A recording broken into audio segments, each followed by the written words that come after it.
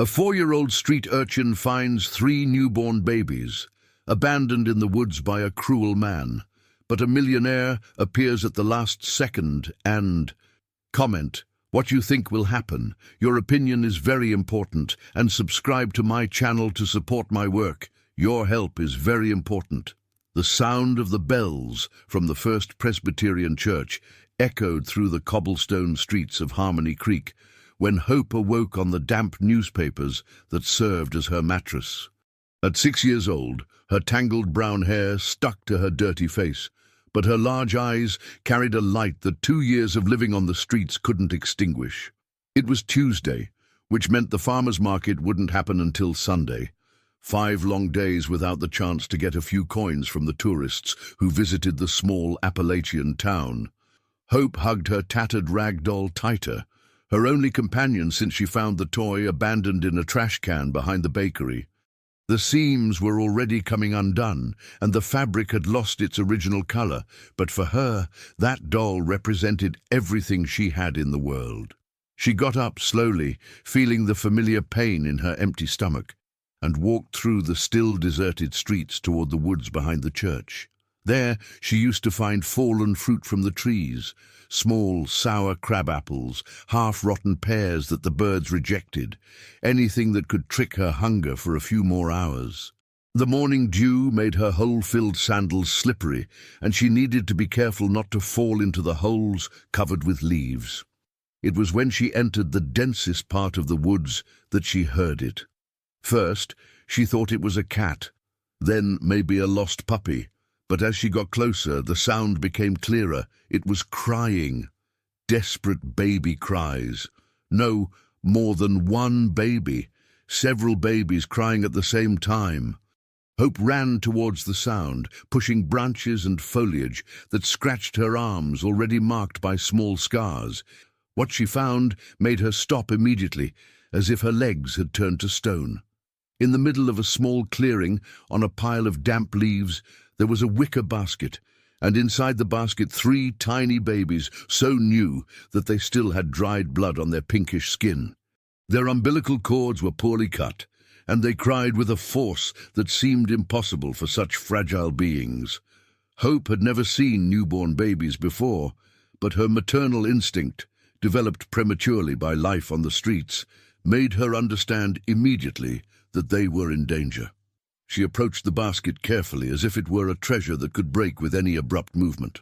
The 3 little ones had their eyes closed and fists clenched, fighting against a world that had already rejected them even before knowing it. Hope stretched out her trembling hand and gently touched one of their foreheads. The skin was too cold. "Don't cry," she whispered, her childish voice filled with a tenderness that contrasted with the harshness of her own life. "Hope is here now." It was at that moment that she heard heavy footsteps approaching rapidly through the woods. Someone was running towards the clearing, breaking branches and stepping hard on the dry leaves. Hope instinctively positioned herself in front of the basket, hugging her rag doll against her chest, ready to protect those babies, even though she didn't know how. A tall man emerged from among the trees, almost tripping over a protruding root. He was wearing expensive clothes, a wrinkled white dress shirt, fine fabric pants that now had stains of dirt and leaves. His dark hair was disheveled, and there was sweat running down his face, as if he had run a long distance. Richard Davenport stopped abruptly when he saw the scene before him. The dirty and skinny girl protecting 3 abandoned babies like a fierce little guardian. For a moment he couldn't move or speak. That image instantly transported him to his own childhood memories, the feeling of abandonment, the fear, the loneliness that had marked his childhood in a foster home where nobody wanted him. You found them?" he asked, his voice coming out hoarser than he intended. Hope nodded, without relaxing her protective posture. "They're cold and hungry. They need help." Richard approached slowly, and Hope could see that his eyes were red, as if he had been crying. He knelt beside the basket and gently touched one of the babies, who immediately grabbed his finger with surprising force. 3, he murmured, as if he couldn't believe it. She really had 3. "Do you know them?" Hope asked, her curiosity overcoming her fear. Richard raised his eyes to her and for the first time really noticed the girl in front of him. Too thin, torn clothes, dirty feet in broken sandals. But there was something in her eyes that touched him deeply, a determination, a strength that he recognized because he had also needed to have it one day. They're mine," he said, the word coming out like a painful confession. "I mean they are now." Hope tilted her head, confused. "Yours? But you don't look happy." The girl's innocent question hit Richard like a punch. He wasn't happy. He was devastated, betrayed, lost. He had discovered only a few hours earlier that his wife, Bethany, had given birth to 3 babies in secret and planned to abandon them. He had followed her there after intercepting a phone call where she was arranging details of the abandonment with someone. "Sometimes," he said carefully, "people do things they shouldn't do. And other people need to fix it." The babies continued to cry, and Hope crouched down again, making soft sounds as she had seen some mothers do in the town square. To Richard's surprise, the crying subsided a little. "She knows how to take care of them," he thought, watching how the girl naturally protected and comforted the newborns. "What's your name?" Richard asked. "Hope." "Hope," he repeated, and something in the way he said the name made the girl look up. "Do you have family? Anyone taking care of you?" Hope shook her head. "I just have him," she said, showing the rag doll. Richard felt his heart clench. There was an abandoned child protecting other abandoned children, and he, a rich and powerful man, felt completely lost about what to do. "Hope," he said finally, "would you like to help take care of these babies?" The girl's eyes lit up for the first time. "Can I?" "You can, but that means coming with me to my house." "Would you do that?" Hope looked at the babies, then at her doll, then at the man who promised change. She didn't yet know that that decision would change not only her life, but the lives of many other people in Harmony Creek. "I'll do it," she said simply. And so, Richard Davenport made the most impulsive decision of his controlled life, to take 4 children home without having any idea how he would explain it to Bethany or to himself. Davenport Manor stood imposingly on top of the hill, with its white walls and large windows that dominated the entire view of Harmony Creek. Richard drove his imported car in silence, watching Hope in the rearview mirror, carefully holding one of the babies while the other 2 slept in an improvised box lined with his own coat. "I've never seen a house so big," Hope murmured, her eyes wide when they saw the wrought-iron gate. "Is this where you live?" "This is where we're all going to live now," Richard replied, still trying to process his own words. At 45 years old, he had always been a man of calculated decisions, each move in his life planned with precision. His obsessive perfectionism had led him to build a manufacturing empire that employed half the county, but it had never prepared him for a situation like that. The car stopped at the main entrance, and Richard hesitated with his hand on the doorknob. How would he explain to Bethany that he had brought not only the babies she had tried to abandon, but also a street girl? How would he justify a decision that completely contradicted his rational nature? "Sir?" Hope's voice brought him back. "The baby's crying again." Richard turned and saw that indeed one of the triplets had woken up, his little red face contorted in tears. Hope was gently rocking him, making the same soft sounds that she had made in the woods. "I think he's hungry," she said, with the precocious wisdom of someone who had learned to interpret basic needs to survive. "Let's go inside," Richard decided, picking up the box with the other 2 babies. "Can you carry this one?" Hope nodded, holding the baby against her chest with extreme care. Her bare feet touched the cold marble of the entrance hall, and she looked around with admiration mixed with discomfort.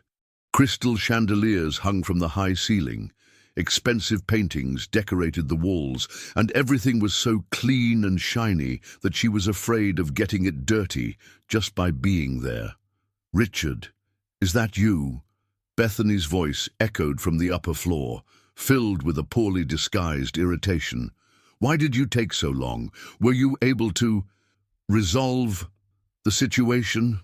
Richard felt a knot in his stomach. Bethany expected him to confirm that the babies had been definitely abandoned, perhaps even that he had made sure that nobody would find them. She had no idea that he was arriving home with the children. "Bethany, I need to talk to you," he shouted back, his voice echoing through the marble staircases. Hurried high-heeled footsteps came down the stairs, and Bethany appeared in the hall. At 38 years old, she was an elegant woman, always impeccably dressed and made up, even inside the house. Her blonde hair was tied in a perfect bun, and she wore a silk dress that cost more than many families in Harmony Creek earned in a year. When her eyes fixed on the scene before her, Richard holding a box with babies and a dirty girl in the middle of her spotless living room, her face lost all color. "What? What is this?" she asked, her voice rising an octave. "These are the babies you abandoned in the woods," Richard said, without trying to soften the words. "And this is Hope. She found them and was protecting them." Bethany looked at the babies as if they were poisonous snakes. "Richard, have you gone mad? You can't bring them here, and that street girl getting our house dirty." "Our house," Richard repeated, feeling an anger that had been growing since he discovered Bethany's betrayal. "You mean the house where you planned to hide from me, that you gave birth to 3 children?" Hope watched the discussion in silence, instinctively moving away from Bethany. There was something about the elegant woman that reminded her of the adults who chased her away from store doors, who talked about her as if she wasn't a real person. "I'll explain everything, but first we need to get rid of these children," Bethany said, approaching with her hands outstretched as if to take the babies. "No!" Hope's voice came out louder than she intended. "You can't hurt them!" Bethany turned to her with blazing eyes. "How dare you talk to me like that, you little wretch! You shouldn't even be here!" "Enough!"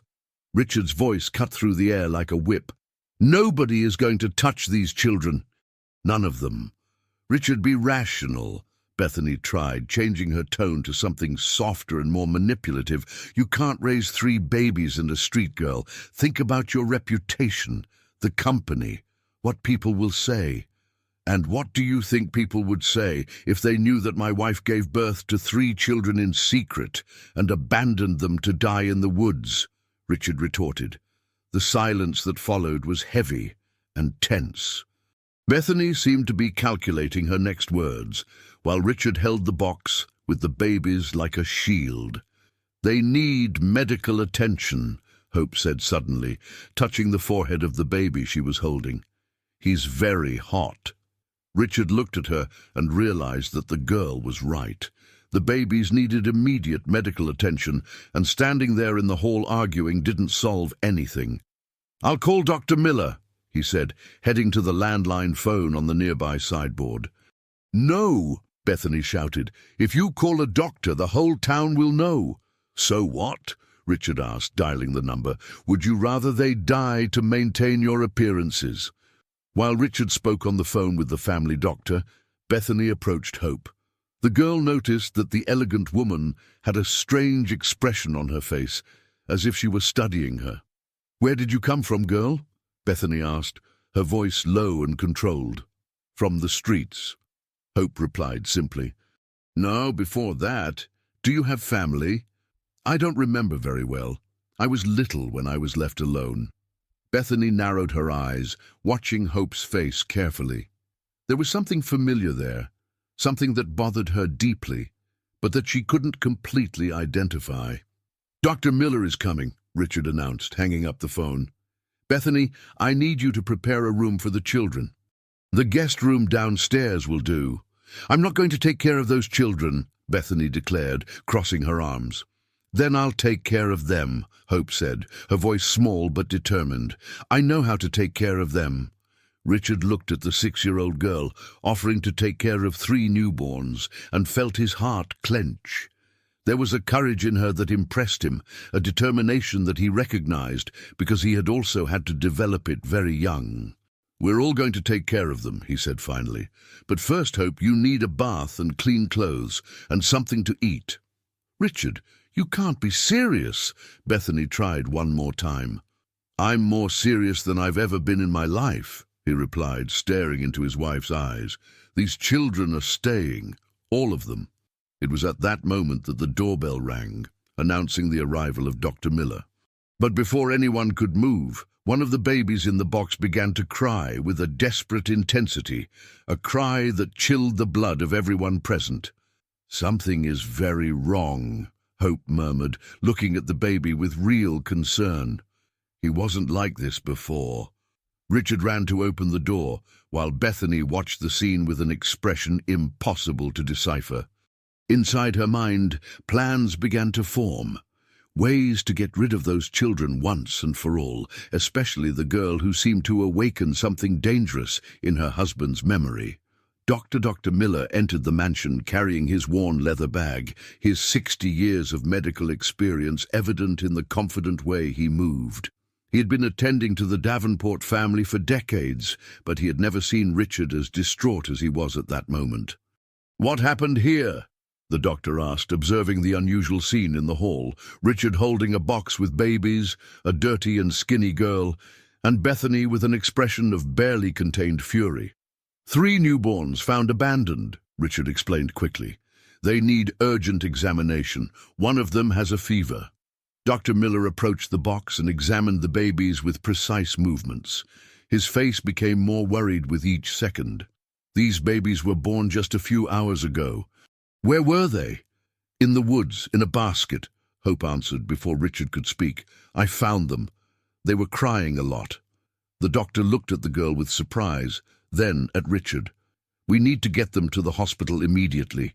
They are dehydrated and showing signs of hypothermia, especially this one," he said, picking up the baby who had cried the loudest. "No," Bethany said suddenly. "We can't take them to the hospital." "Imagine the scandal." "Bethany," Richard's voice came out like a roar, "these children could die." "I can examine them right here," said Dr. Miller, sensing the tension, "but I'm going to need help, someone who understands baby care." "I can help," Hope offered again. Dr. Miller smiled gently at her. "You're too young, honey. I need someone with experience." "She took care of them all the way here," Richard said. "She has a natural instinct." The doctor observed how Hope held the baby with extreme care, supporting the head correctly, keeping him warm against her body. "Impressive for a child," he murmured. In the following hours, the guest room was transformed into an improvised infirmary.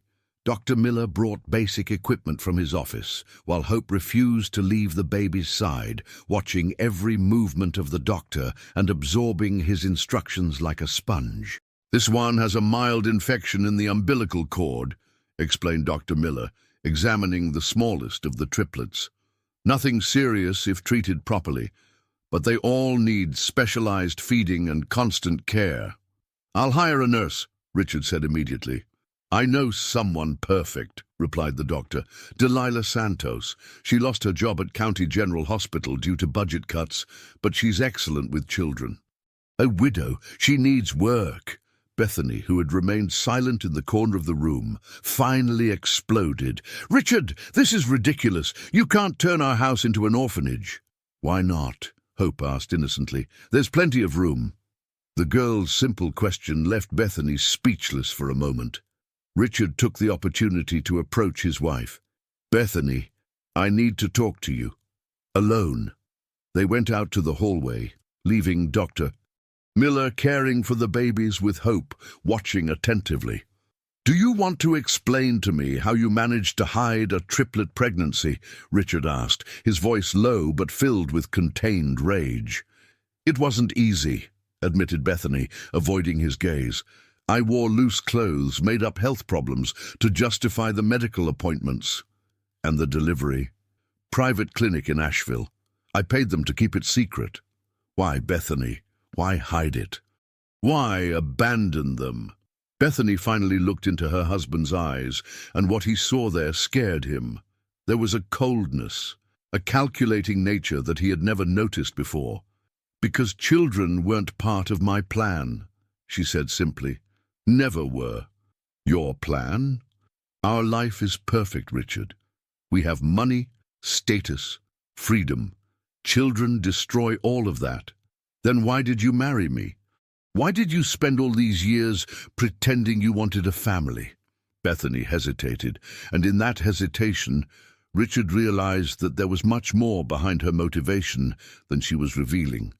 Because I love you, she said, but the words sounded empty. Back in the room, Dr. Miller was teaching Hope how to prepare the infant formula. See how quickly she learns, he commented when Richard returned. She has a natural talent for caregiving. She is special, agreed Richard, watching as Hope held a bottle, testing the temperature on her own skin before offering it to the baby. Mr. Davenport, she said without taking her eyes off the baby, are they going to be okay? Yes, they will. Dr. Miller is the best doctor in the area. And are they going to stay here? Forever? The question made Richard swallow hard. If it's up to me, yes. Hope smiled. The first genuine smile he had seen since he found her. It was a smile that completely transformed her thin face, revealing the child that she still was beneath all that forced maturity. Delilah should arrive early tomorrow, Dr. Miller announced, putting away his instruments. But tonight, someone needs to keep an eye on the babies. They need to be fed every 2 hours. I'll stay, Hope said immediately. Honey, you need to sleep too, Richard said gently. I can't sleep when they need me. The girl's dedication deeply touched Richard. He remembered his own childhood, as a child in a foster home, how he took care of the younger ones when the adults weren't around. Then we'll stay together, he decided, me, you, and the babies. Bethany, who had returned silently to the room, watched everything with increasing irritation. Richard, be rational. You have a company to run. You can't spend the night caring for babies. The company can wait, he replied without hesitation. After Dr. Miller left, the mansion quieted down into a strange routine. Richard had improvised beds in the baby's room, a mattress on the floor for Hope, and an armchair where he would spend the night. Bethany had refused to participate and had locked herself in the master bedroom. During the early morning hours, when Richard awoke for the third feeding shift, he found Hope already awake, humming softly to one of the babies who was crying. How did you know he had woken up? He asked in amazement.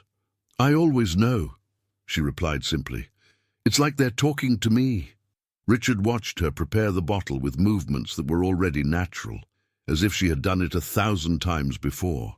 There was something almost maternal in the way she cared for the triplets, a connection that seemed impossible, considering that she herself was just a child. Hope, he said softly, do you remember anything about your family, your parents? The girl stopped mixing the formula and became quiet for a long moment. Sometimes I have dreams, she said finally, a woman singing, gentle hands, but then everything goes dark. How long have you been alone? A long time. Since I was very little. And how did you survive? People sometimes gave me food, or I found things in the trash. I learned to hide when they came to chase me away. The naturalness with which she described that life of suffering broke Richard's heart. A 6-year-old shouldn't have to learn to survive alone on the streets. You won't need to hide anymore, he promised, or look for food in the trash. Never again. Hope looked at him with big, bright eyes. Do you really promise? I promise. It was then that they heard footsteps in the hallway. Bethany appeared at the door, still in her nightgown, with a strange expression on her face. I couldn't sleep, she said, but there was something in her voice that didn't convince. Richard noticed that she was watching Hope with an almost predatory intensity, as if she were trying to decipher an enigma. The babies are fine, he informed her. Hope has taken care of them perfectly. I'm sure, Bethany murmured, never taking her eyes off the girl. Hope felt a chill down her spine. There was something in the way that woman looked at her that made her want to hide. It was the same look she saw in the faces of the adults who considered her a nuisance, a problem to be eliminated.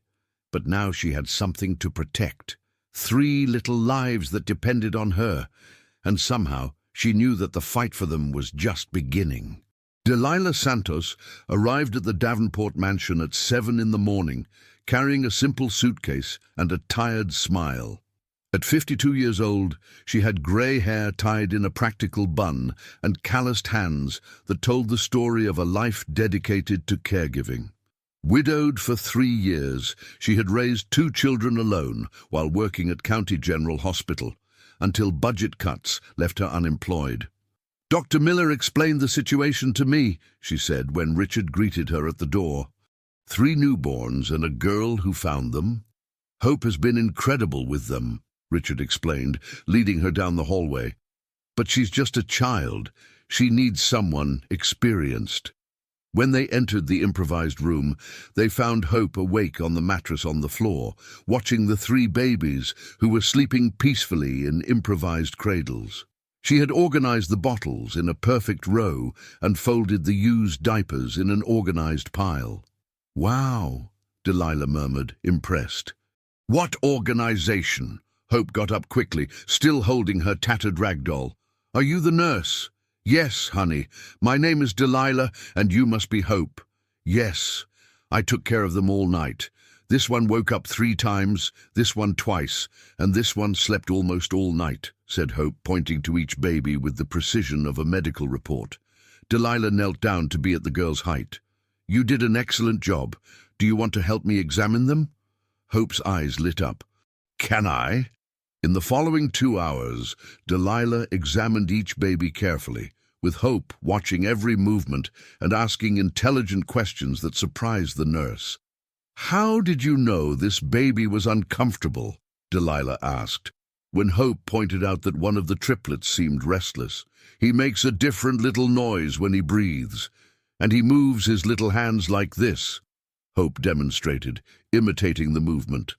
"You have an impressive clinical eye for a child," Delilah commented, genuinely admiring.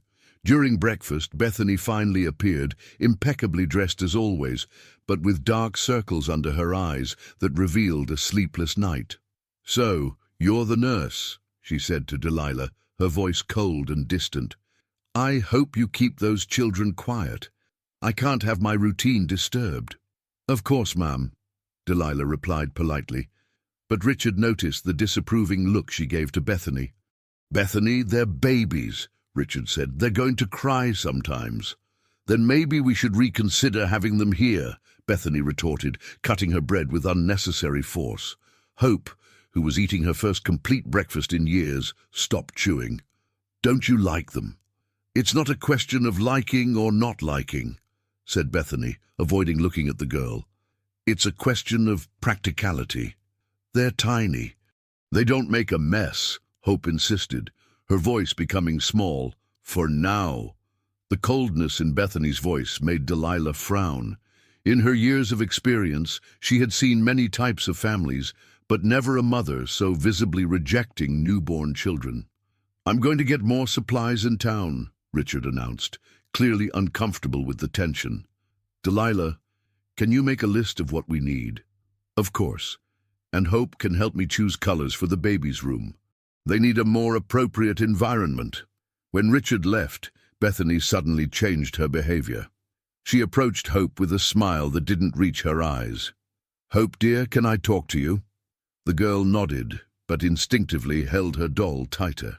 "You're a very smart girl," Bethany began, her voice artificially sweetened. "You must understand that this situation is temporary." "What do you mean?" "Well, 3 babies are a lot of work. And you have your own life to live. Children your age should be playing, not taking care of babies." Delilah, who was organizing medicines in the nearby cabinet, perked up her ears. "But I like taking care of them," said Hope, confused. "Of course you do. But what if I told you that I know a wonderful place where you could live, with other children your age, lots of toys, food always, without the babies?" "Without the babies. They would stay somewhere else. With people who know how to take better care of them." Hope recoiled instinctively. "I don't want to go somewhere else. I want to stay with them." "Honey, be rational. You're too young to understand, but sometimes things don't work out the way we'd like. Mrs. Davenport, interrupted Delilah, approaching firmly, I think Hope has made it clear what she wants. Bethany turned to the nurse with blazing eyes. I don't remember asking for your opinion. And I don't remember you having the right to decide this child's future, Delilah retorted, positioning herself protectively near Hope. The confrontation was interrupted by the crying of one of the babies. Hope immediately ran to the room, followed by Delilah, leaving Bethany alone in the kitchen with an expression of controlled fury. Don't worry, Delilah whispered to Hope as they prepared a bottle. I won't let anyone separate you from them. Do you promise? I promise, and I have the impression that your Richard wouldn't allow it either. During the afternoon, while Richard was out buying supplies, Bethany made several phone calls from the office, always speaking quietly and closing the door when someone approached. Delilah noticed the strange behavior, but decided to focus on caring for the children. Hope proved to be an exceptional helper. She quickly learned how to sterilize bottles, fold diapers correctly, and even recognize the different types of cries from each baby. This one cries when he's hungry, this one when he's wet, and this one when he wants to be held, she explained to Delilah with the seriousness of a veteran nurse. How can you tell them apart? Asked Delilah, genuinely curious. I don't know. I just can. You have a special gift, dear. Have you ever thought about being a nurse when you grow up? Hope stopped folding the diaper and looked at Delilah with bright eyes. Can I really? Of course you can. With dedication and study, you can be anything you want. It was the first time anyone had talked to Hope about a future, about possibilities beyond simple survival. The idea left her excited and scared at the same time. When Richard returned in the late afternoon, he found a scene that touched him deeply. Delilah and Hope working together to bathe the babies, talking quietly and laughing at the faces they made when the water touched their feet. How was your day? He asked. Hope is an angel, Delilah replied. I've never seen a child so dedicated. And where's Bethany? In the office, making calls. She's been there all afternoon. Richard felt a knot in his stomach. He knew his wife well enough to know that when she isolated herself making mysterious calls, she was plotting something. That night, during dinner, Bethany was strangely cheerful, almost expansive. She asked questions about the babies, praised Delilah's work, and even smiled at Hope. You know, Richard, she said, elegantly cutting her steak, maybe I was too harsh yesterday. This whole situation is unusual, but perhaps we can find a solution that works for everyone. What kind of solution? Richard asked, suspicious of his wife's sudden change of mood. Well, tomorrow we'll have visitors, people who can help resolve everything in the best way possible. What visitors? It's a surprise, Bethany said with a smile that didn't reach her eyes. But I'm sure everyone will be satisfied with the result. Hope stopped eating, a chill running down her spine. There was something in the way Bethany talked about resolving everything that terrified her. She had learned on the streets to recognize when adults were planning bad things for children. Can I go see the babies? She asked, wanting to leave the table. Of course, honey, Richard said. Delilah is with them. When Hope left the room, Richard turned to Bethany. What visitors, Bethany? People who can help us find the best place for these children. Appropriate places with adequate structure. They're already in the appropriate place, here. Richard, be realistic. You can't raise 4 children. Why not? Because you don't know anything about raising children. Because our life wasn't made for this. Because... Bethany stopped abruptly, realizing she was revealing too much. Because what? Nothing. Forget it. But Richard didn't forget it. There was something in Bethany's behavior, in the way she avoided certain subjects, that made him suspect that she was hiding much more than just a pregnancy. That night, Hope had nightmares for the first time since arriving at the mansion. She dreamed that strange men came to take the babies, and she ran after them, but her legs couldn't reach them. She woke up crying and went straight to the baby's room, where she found Delilah checking the temperature of one of them. "Nightmare?" the nurse asked gently. Hope nodded, hugging her doll. "I dreamed they took them away." "That's not going to happen," Delilah assured her. "How do you know?" Delilah hesitated. She couldn't promise something that wasn't in her hands to control. "Because there are people here who love them, and love always fights for those it loves. Even when other people are stronger?" The question revealed more about Hope's past life than any explanation. Delilah hugged her tightly. "Especially when other people are stronger," she whispered. But while comforting the girl, Delilah couldn't help but worry about the visitors that Bethany had mentioned. Her experience told her that nothing good would come of it. The visitors arrived the next morning, exactly at 10 o'clock. Hope was in the backyard with the babies, whom Delilah had taken out for morning sun, when she heard the sound of cars stopping at the main entrance. 3 elegant vehicles with formally dressed people getting out of them. "Who are those people?" she asked Delilah, who frowned as she observed the entourage. "I don't know, but let's go inside. Quick." Delilah began to gather the babies with an urgency that made Hope nervous. There was something in the nurse's behavior that confirmed her worst fears. In the main room, Bethany greeted the visitors with a radiant smile. They were 2 middle-aged women dressed in grey suits and an older man with a stern appearance, all carrying leather briefcases and notebooks. "Richard," Bethany said when her husband appeared, still in his robe, clearly caught by surprise, "these are the representatives from the New Beginnings Foundation that I mentioned yesterday." "Foundation what?" Richard asked, confused. "An organization that cares for the well-being of children in vulnerable situations," explained the taller woman, extending her hand. "I'm Dr. Martha Silverman, social worker. This is my colleague Dr. Ruth, and Mr. Henry, our legal coordinator." "I don't understand," Richard said, shaking the offered hand reluctantly. "Why would we need your services?" "Bethany explained the situation to us," said the man, consulting his notes. 3 abandoned newborns and a minor in a street situation.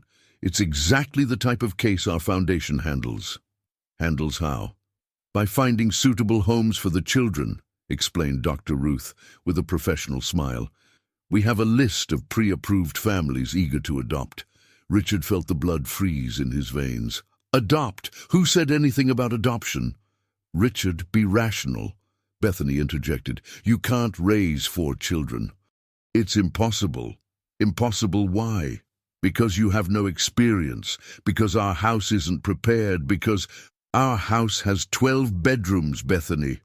At that moment, Delilah entered the room carrying one of the babies, followed by Hope, who brought the other 2 with the skill of someone who had done it hundreds of times.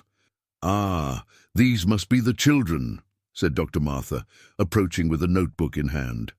"We'll need to do an individual assessment of each one." "No," Hope said simply, positioning herself in front of the babies. "You're not going to touch them." "Dear, we're professionals," said Dr. Ruth with an artificially sweet voice. "We're here to help." "I don't want help. I want you to leave." Mr. Henry made notes in his notebook. "Defensive behavior typical of children who have experienced trauma. Intensive psychological work will be needed." "She doesn't need psychological work," Richard said, his voice rising in tone. "She needs stability and love." "Mr. Davenport," said Dr. Martha with exaggerated patience, "We understand your good intentions, but raising 4 children simultaneously, especially when one of them comes from a situation of abandonment on the streets, requires specialized preparation. And you think separating a 6-year-old girl from the babies she saved and cared for is going to help psychologically?" "Sometimes difficult decisions are necessary for the greater good," replied Mr. Henry. Delilah approached Richard. "Can I talk to you?" "In private?" They went out to the hallway, leaving the experts observing the children like laboratory specimens. "Mr. Davenport," Delilah whispered urgently, "these aren't legitimate social workers." "How do you know?" "I worked for years at the hospital. I know the protocols. Legitimate social workers don't arrive without prior notice.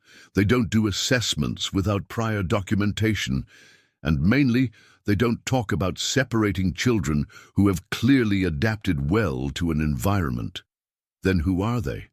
I don't know, but your wife brought them here with a specific purpose.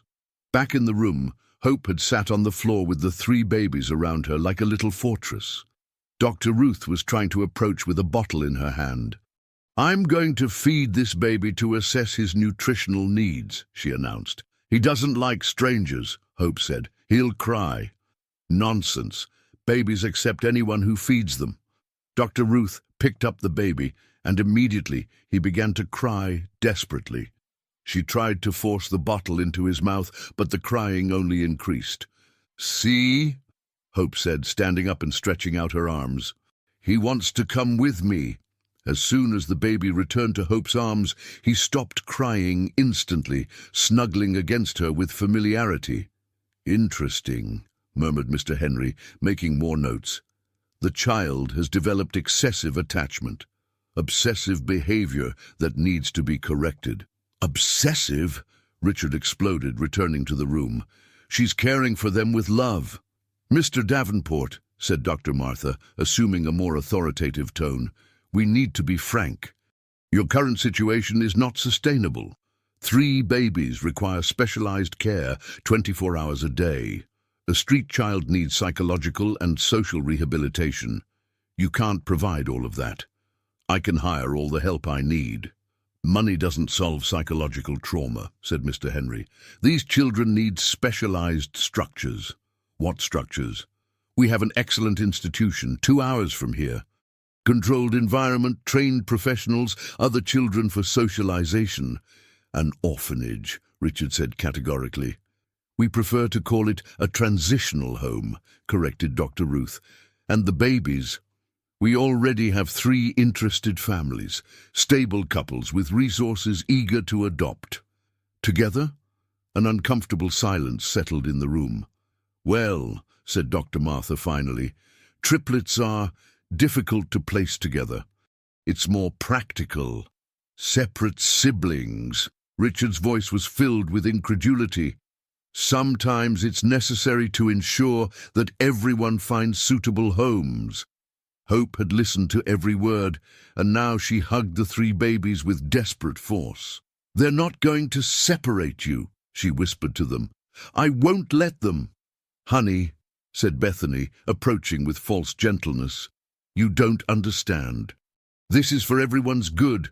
It's for your good, Hope shouted, surprising everyone with the strength of her voice. You don't like us, and you want us to leave. Hope, Richard reprimanded, but there was a part of him that knew the girl was right. It's true, continued Hope, tears streaming down her face. You get happy when they cry because you think you'll give up on us. Bethany paled. What nonsense! And you talk on the phone about getting rid of us. I heard it. A deathly silence took over the room. Everyone looked at Bethany, who seemed to have been caught red-handed.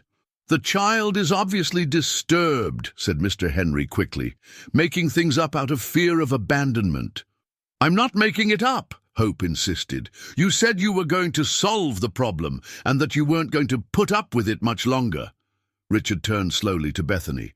Is this true? Of course not. It's a traumatized child making accusations. Bethany, Richard's voice was dangerously low. Did you set this whole thing up?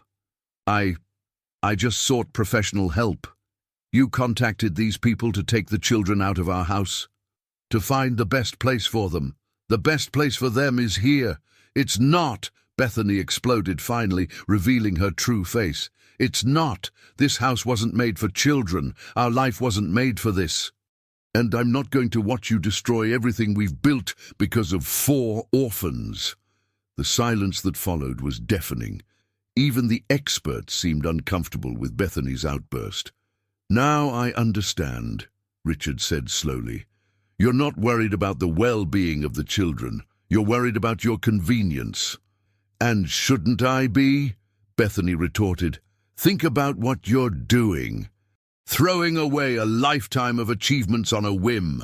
It was at that moment that Delilah approached Richard with a grave expression. "Mr. Davenport, I need to show you something." She had used the time of the discussion to discreetly investigate the visitors. In her hands, she had a business card that she had found fallen from Mr. Henry's briefcase. "They're not from the New Beginnings Foundation," she said softly. "They're from a private adoption agency that charges high fees for quick placement of children." Richard looked at the card, then at the three visitors, who were now avoiding his gaze. "Get out of my house," he said, his voice as sharp as a blade. "Now." "Mr. Davenport, don't be hasty," tried Dr. Martha. "Get out." The three retreated quickly, but not before Mr. Henry muttered something to Bethany about keeping in touch. When the door closed, Richard turned to his wife with an expression that she had never seen before. "How much were they going to pay you?" "Richard, how much?" Bethany looked at him, at the children, at Delilah, and realized that she had gone too far. But instead of backing down, she chose to attack. "50,000 per baby," she said defiantly, "and another 20,000 for the girl. Enough money for a new life, away from this madness you created." The confession left everyone paralyzed. Bethany had planned to sell the children that Richard considered his family. Bethany's confession echoed through the room like a gunshot. Richard stood motionless for long seconds, processing that the woman he had been married to for 10 years had planned to sell 4 innocent children. Hope hugged the babies tightly, as if she could protect them only with her determination. "You plan to sell them?" Richard asked, his voice coming out as a whisper. "Not sell," said Bethany, trying to mitigate. "Find suitable homes with compensation for care." "Sell!" he exploded, making the babies whimper. "You were trading human beings." It was the most practical solution for everyone. The families would gain the children they wanted. We would receive compensation for the inconvenience, and the children would have stable homes. "Stable homes?" repeated Delilah, incredulous. "Families who buy children like merchandise?" "You don't understand how the world works," Bethany retorted, completely losing her composure. "You think love solves everything? That good intentions are enough? These children are a problem that needs to be solved. The only problem here is you," Richard said, approaching her dangerously. Hope watched everything with wide eyes. She had never seen adults fighting like that, and part of her feared that that discussion could result in her separation from the babies. "Mr. Davenport," she said in a trembling voice, "you don't need to fight because of us. If Mrs. Davenport doesn't want us here, you're not going anywhere," Richard said categorically, kneeling beside her. "None of you are." "Richard, be rational," Bethany tried once more. "You can't raise 4 children alone." "Who said I'm going to be alone?" Everyone turned to Delilah, who had spoken in a firm voice. The nurse took a deep breath before continuing. "If you'll allow me, I'd like to stay permanently. Not just as an employee, but as family." Richard looked at her, surprised. "Delilah, you don't have to—" "I want to," she interrupted. "I lost my own children when they moved to other cities looking for work. This house, these children, they reminded me what family is for." Hope smiled for the first time since the argument began. "You want to be our mother, Delilah? If you'll accept me, yes." "I do," Hope said immediately, then looked at the babies. "They do too. I can see it in their little eyes." Bethany watched the scene with growing frustration. Her carefully laid plans were falling apart, and she felt control of the situation slipping completely out of her hands. "Richard," she said, trying one last approach, "think about what you're doing, our company, our social standing, our whole life. Our company will continue to run. Our social standing never mattered to me as much as it should have. And our life is just beginning now. With 4 children who aren't ours." "They are," Richard said with conviction that surprised even himself. "Maybe they aren't biologically, but they are ours in every way that matters. Bethany realized she had completely lost. The anger that had been building exploded in a torrent of venomous words. "You'll regret this!" she shouted. "When that street girl steals your things, when those babies grow up and become troubled teenagers, when you're spending fortunes on therapy and doctors, you'll remember I tried to save you from this madness." "The only thing I need to be saved from is this conversation," Richard replied. "I suggest you go to the bedroom and compose yourself. We'll talk about the next steps tomorrow." "Next steps of our marriage." The words hit Bethany like a slap. She looked around the room, at Richard with his determined expression, at Delilah holding a baby protectively, at Hope looking at her with a mixture of fear and defiance. "Fine," she said finally, her voice icy. "But don't say I didn't warn you." After Bethany went upstairs, a heavy silence filled the room. Hope was the first to break the silence. "Uncle Richard, did we make her mad at you?" "No, Hope. Bethany has been angry with me for a long time. You just helped me realize it. But now we don't have a house anymore." "What do you mean? If she doesn't like us, and this is her house—" Richard knelt down to be at the girl's level. "Hope, this house is mine too, and I choose who lives in it. I choose you, even if it's hard, especially if it's hard." Delilah watched the interaction with emotion. There was something deeply touching in the way that rich and powerful man humbled himself to reassure a frightened child. "Mr. Davenport," she said softly, "perhaps we should give things time to cool down. I can stay here tonight to help with the children?" "You're staying always," Hope said, before Richard could answer. "You promised, and I always keep my promises." Delilah smiled. That night, a different routine was established in Davenport Manor. Delilah settled into the room next to the makeshift nursery. Hope kept her mattress on the floor to stay close to the babies, and Richard decided to sleep in the downstairs library to give everyone space to settle in. Bethany remained locked in the master bedroom, from which occasionally came sounds of drawers being opened and closed, as if she were looking for something or organizing belongings. Around 2 in the morning, Hope woke up to the sound of footsteps in the hall. She got up silently and peeked through the crack in the door.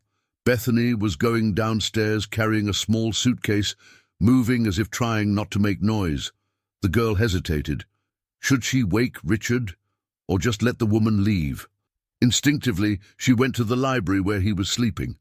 "Uncle Richard," she whispered, gently shaking his shoulder. "What is it, honey?"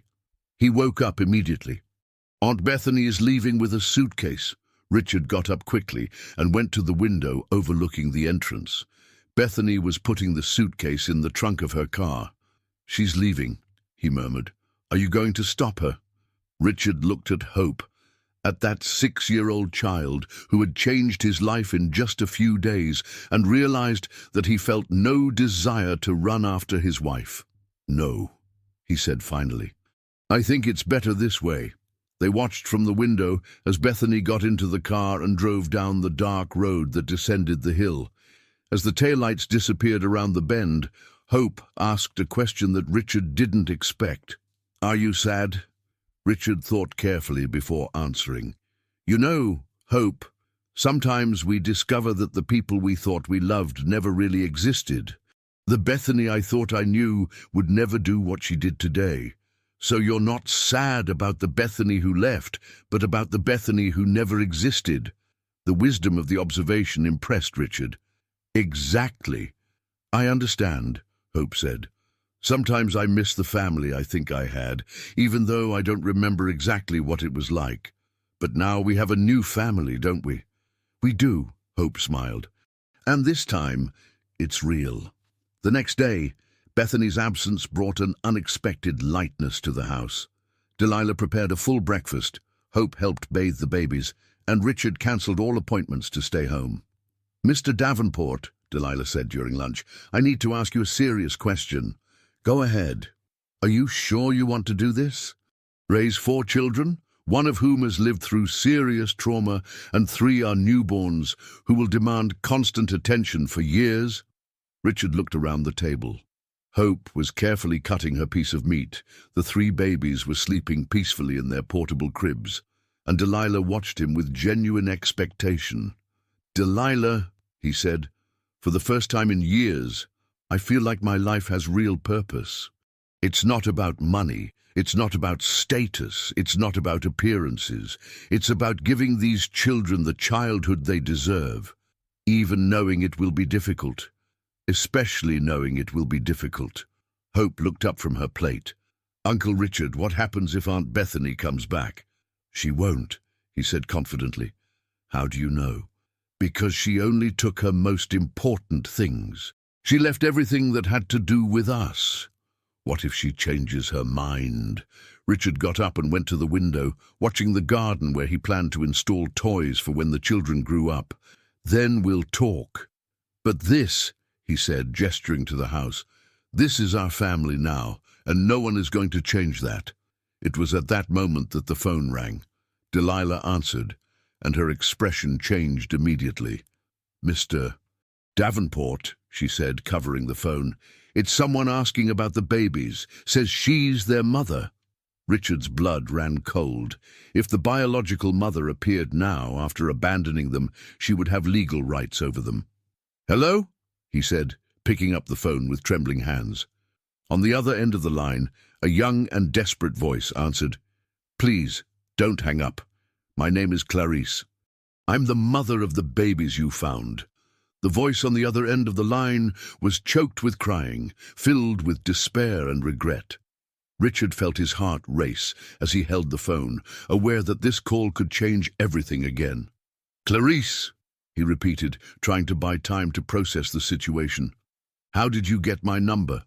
"I asked all over town until someone told me that a rich man had taken 3 babies to the manor on top of the hill," she explained between sobs. "Please, I need to know if they are okay." Hope approached Richard, her big eyes filled with concern. She didn't fully understand what was happening, but she felt that once again her new family was threatened. "They are okay," Richard said carefully. "Being cared for by a professional nurse, and—" "Can I see them?" Clarice interrupted, her voice full of urgency. "Please, I know I have no right after what I did, but I need to see them just once. Clarice, I need to understand what happened. Why did you abandon them?" A long silence followed, filled only with the young mother's sobs. "I had no choice," she said finally. "Or rather, I thought I didn't. I was deceived." "Deceived how?" "Can I explain in person? I'm in the church square. Can I come there?" Richard looked at Delilah, who had listened to the entire conversation.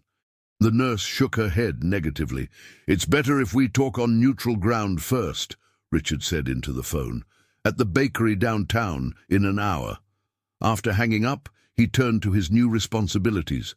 "Delilah, can you stay with the children?"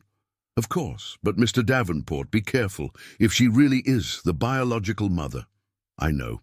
She has legal rights." "Uncle Richard," Hope said, pulling his shirt, "if she takes the babies away, am I going with them?" The question broke Richard's heart. "Hope, we're going to figure this out together, okay? No one is going to separate our family." But as he said the words, he wasn't sure he could keep that promise. An hour later, Richard entered the small bakery downtown in Harmony Creek and immediately recognized Clarice. It was impossible not to recognize her, a young woman of 19, too thin, with deep dark circles under her eyes, and simple but clean clothes. Her hands were shaking as she held a cup of coffee that she clearly couldn't drink. "Clarice?" She looked up, eyes the same color as the baby's, and Richard saw there a suffering that rivaled what he had seen in Hope. "Thank you for coming," she said, standing up nervously. I don't even know how to start." "Start by telling me why you abandoned 3 newborn babies in the middle of the woods." Clarice flinched at the harshness of the words, but Richard didn't apologize. He needed to understand if he was dealing with a repentant mother or someone who posed a danger to the children. I work as a housekeeper for the Cardoso family in the next town over, she began, her voice barely above a whisper. Wealthy, important family. 2 years ago, their son, Raphael, came home from college for the holidays. Richard listened in silence as she told her story. He was charming, said I was special, different from the other girls. I was very naive. I believed he loved me.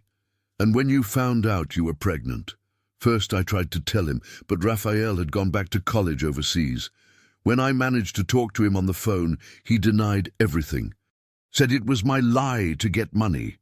And his family? When it finally became obvious that I was pregnant, Mrs. Cardoso fired me on the spot. Said I was a disgrace, that I had tried to seduce her son to take advantage of him. Richard began to feel a familiar anger rising in his chest, the same anger he had felt when he discovered Bethany's plans. Where did you stay during the pregnancy? On the street, mostly. Sometimes I could sleep at the house of an acquaintance, but most people were afraid to help me. The Cardoso family has a lot of power in the region. And the birth? Clarice closed her eyes, clearly reliving a trauma. Alone, in a public clinic. When I found out it was 3 babies, I panicked. How was I going to raise 3 children alone, without money, without a house, without anything? Was that when you decided to abandon them? No, she protested vehemently. I never wanted to abandon them, but a woman appeared at the clinic. What woman? She said she knew a wealthy family who really wanted children, who would pay well to take care of them. Said I would receive enough money to start a new life, and that the babies would have everything I could never give. Richard felt a chill. What did this woman look like? Blonde, elegant, spoke politely but coldly. Wore expensive clothes and drove an imported car. The description matched Bethany perfectly. Did she tell you where to leave the babies? In the woods behind the First Presbyterian Church of Harmony Creek, in a basket she gave me.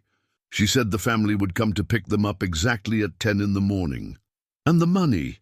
Clarice lowered her head, ashamed. She said she would pay me after the transfer was confirmed. It was to ensure that I wouldn't change my mind. But you changed your mind. At the last minute, when I put my babies in that basket and saw them crying, I couldn't do it. I hid in the trees, waiting for the family to arrive. And what did you see? I saw that little girl find them first, and then I saw you come running, as if you were looking. The blonde woman never showed up. Richard processed the information. Bethany had told Clarice that a family would pick up the babies, but she was actually planning to leave them abandoned, probably hoping they would die of cold or hunger, eliminating any evidence of her betrayal. Why didn't you show up at that moment? He asked. Because I saw how that little girl took care of them and how you treated her. I thought maybe it would be better for them to stay with people who clearly wanted them.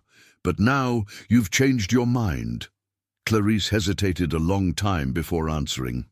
I've spent these days thinking about it, walking the streets, trying to find work, sleeping wherever I could, and I realized that I can't live without them. They are my children. Clarice, Richard said gently, do you understand that raising 3 babies alone, without resources, would be extremely difficult? I understand. But they are my children, she repeated, her tears finally overflowing. I love them more than my own life. It was a moment of despair, a terrible decision that I regret every second. Richard studied the young mother's face. He saw there a genuine love, but also a hard reality. She was unable to raise the children. What if there was another way? He suggested carefully. Like what? What if you could be part of their lives without taking them from a stable environment? Clarice looked at him confused.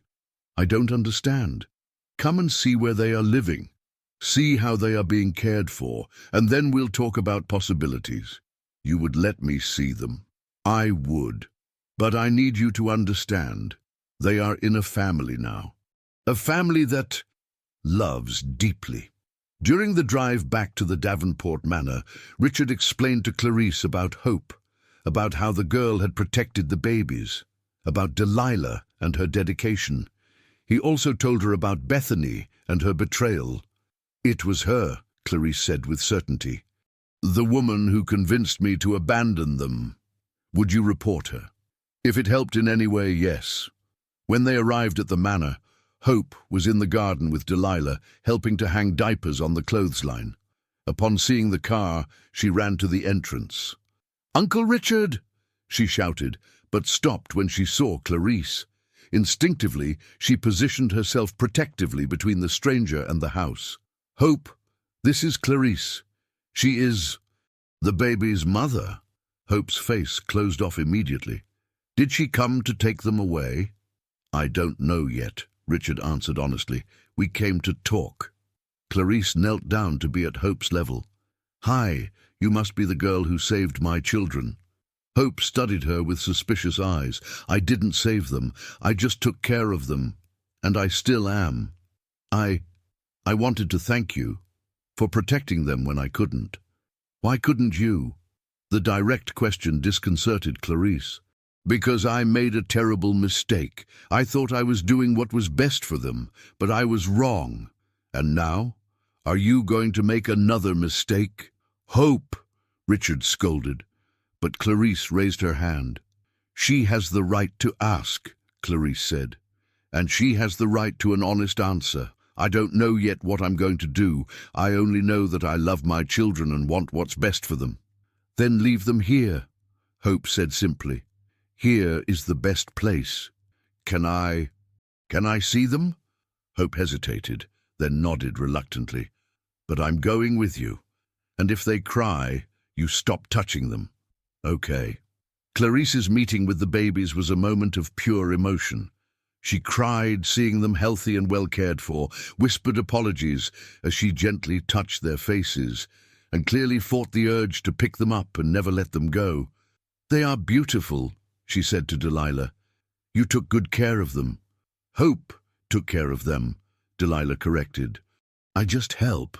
Clarice looked at the 6-year-old girl who watched her every move with hawk-like attention. "You really love them, don't you?" "I do. They are my siblings. But it doesn't matter who they came from," Hope interrupted. "It matters who takes care of them, who loves them, who stays close when they need it." The wisdom in the child's words left Clarice speechless. She looked around, at the comfortable house, at Delilah organizing medications with professional competence, at Richard watching everything with evident paternal love. "Can you give me some time to think?" she asked finally. "How much time?" asked Hope, still suspicious. "I don't know. A few days. And in the meantime?" "In the meantime, they stay here, with you." Hope visibly relaxed. "Okay, but you can come visit, if you want, to see that they are happy." It was then that Clarice realized that maybe there was a third option she hadn't considered before. An option that could benefit everyone, especially the babies who were, after all, what mattered most. 3 days had passed since Clarice's visit, and the tension at the Davenport Manor was palpable. Hope had become even more protective of the babies, refusing to leave their room for more than a few minutes. Delilah noticed how the girl woke up several times during the night to check if they were still there, as if she feared they would disappear while she slept. "She's coming back, isn't she?" Hope asked Richard while helping prepare the bottles on Thursday morning. "She promised she would come back to give an answer," he confirmed, watching as her little hands trembled slightly as she held the bottle. "And if she wants to take them away?" Richard sighed.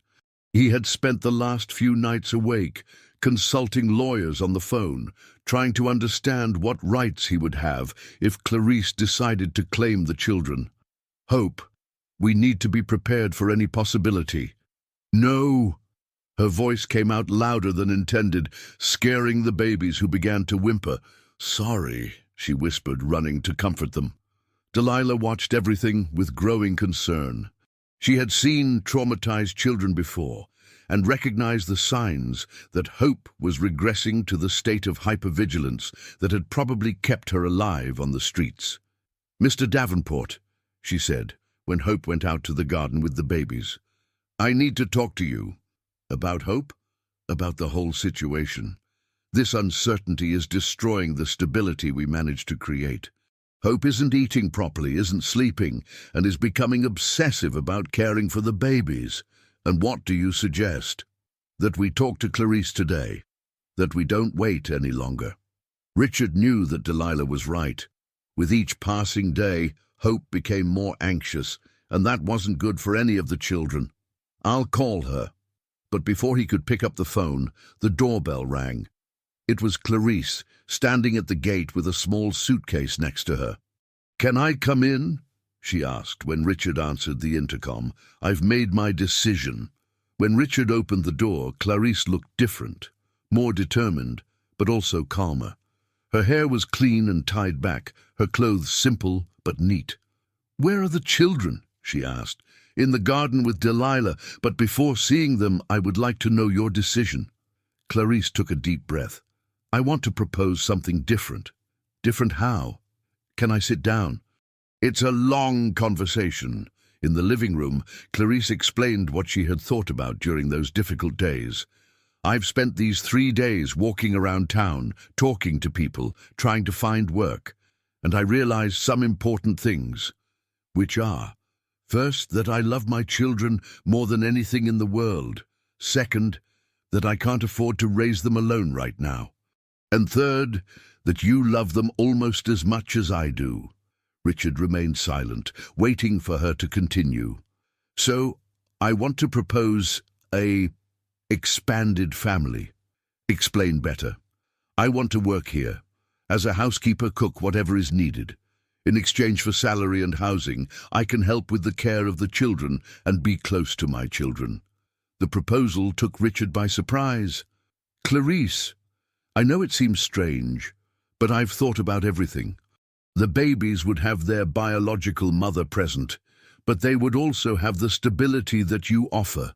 Hope wouldn't lose the siblings she loves so much, and I could be part of their lives without destroying what you have built. And if in the future you want to claim your rights, I'll sign any necessary document. You would be the legal parents. I would be Aunt Clarice, or whatever you think is appropriate." Richard studied the young face in front of him. There was sincerity there, but also a maturity forced by the difficult circumstances she had faced. "I need to talk to Delilah and Hope."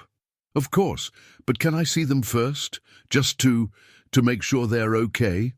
They went out to the garden, where they found a scene that had become routine. Hope sitting on the grass, with the 3 babies around her, humming softly while Delilah folded diapers on a nearby table. "Clarice!" Hope stood up immediately, positioning herself between her and the babies. "Did you come to get them?" "I came to talk," Clarice said gently, "about an idea I had." "What idea? What if I didn't take them away, but came to live here too?" Hope frowned, confused. "How so?" "Like a big family. You would be the older sister, I would be Aunt Clarice. Delilah would be Mother Delilah, and Richard would be Daddy Richard. And you would take care of them with me?" "I would. But you would still be the most important sister, the one who saved them." Hope considered this carefully. "And you weren't going to try to boss me around?" "Never. You know them better than anyone. And you weren't going to try to take them away later?" "Never," Clarice promised, with evident sincerity. Delilah approached, having listened to the entire conversation. "Clarice, would that mean giving up your maternal rights?" "It would mean transforming rights into shared responsibilities," Clarice corrected. "They would have 4 adults taking care of them instead of just 1 or 2. And you would be content to be an employee in a house where your own children live?" Clarice looked at the babies, who seemed healthier and happier than she had ever imagined possible. "If that means they will have the best possible life, yes." Hope approached Clarice slowly. "Do you really promise you won't try to separate them from me?" "I promise. In fact, I need you. I don't know how to take care of 3 babies alone, but you do." "It's true," agreed Hope, perking up. "I really do. So can we be partners?" Hope extended her small hand. "Partners." When they shook hands, Richard felt something settle in his chest. That solution was unconventional, but it was genuine and put the well-being of the children first. "We still need to talk about the practical details," he said. "Of course, but the idea, would you accept it?" Delilah answered first. "I accept. This house has plenty of space, and the children would benefit from having you around." "I accept too," said Hope, "but with one condition." "Which one?" "You have to teach me things about when they were little in your belly, to better understand how to take care of them." Clarice smiled, the first genuine smile Richard had seen on her face. "It's a deal." That afternoon they established a new routine. Clarice settled into the room on the ground floor that was close to the nursery and immediately integrated into the care of the children. To everyone's surprise, her presence brought more harmony instead of conflict. Hope, instead of feeling threatened, was delighted to have someone who could answer her questions about the babies and who clearly respected her special position in their lives. "Clarice," she said during dinner, "when they were in your belly, did they already cry?" "They didn't cry, but they moved a lot, especially this one," said Clarice, pointing to the baby that Hope always called the little warrior because he was the most restless. "I knew it," exclaimed Hope. "He's still the one who moves the most." Richard watched the interactions with fascination. He was witnessing the formation of something completely new, a family that defied all conventions. But that worked. 2 weeks later, the routine was established. Clarice helped with household chores and with the babies. Delilah supervised the medical and nutritional part. Hope was the baby behavior specialist, as Richard joked, and he himself had learned to change diapers and prepare bottles. It was during one of those routine mornings that the phone rang with a call that would change everything again. "Mr. Davenport," the voice on the other end was nervous. "My name is Detective Silva from the San Juan del Rey Police Department. I need to talk to you about an ongoing investigation." "What kind of investigation?" "About irregularities in adoption processes, specifically about a woman named Bethany Davenport." Richard felt his stomach clench. "What did she do?" "I'd rather not discuss it over the phone. Could you come here today?" "Is it about the children who are with me?" "Among other things, yes. Mr. Davenport, this investigation is very serious. We have discovered that your ex-wife may have been involved in a much larger scheme than we imagined." After hanging up, Richard looked at his new family, Hope teaching Clarice how to get one of the babies to stop crying, Delilah organizing medications, the triplets growing healthy and happy. Whatever Bethany's scheme was, he would do whatever it took to protect those children. They had become his absolute priority, and nothing and no one would take them away from him. But as he watched Hope laugh with Clarice, a question bothered him. What other secrets had Bethany hidden, and what other painful surprises were still to come? The San Juan del Rey Police Department was 2 hours from Harmony Creek, and throughout the journey, Richard tried to imagine what Detective Silva had discovered about Bethany.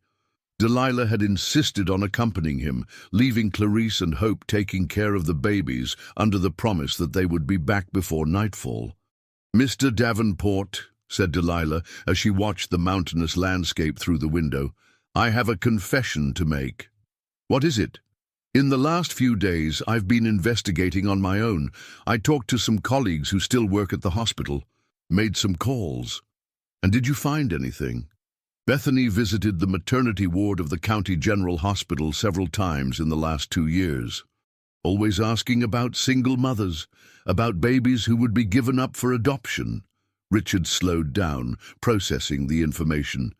"Was she looking for children to sell?" "It seems so. One of the nurses remembered her offering financial assistance to young mothers in difficult situations in exchange for flexibility in the processes." "My God. Mr. Davenport, I think Clarice wasn't the first, and maybe she won't be the last."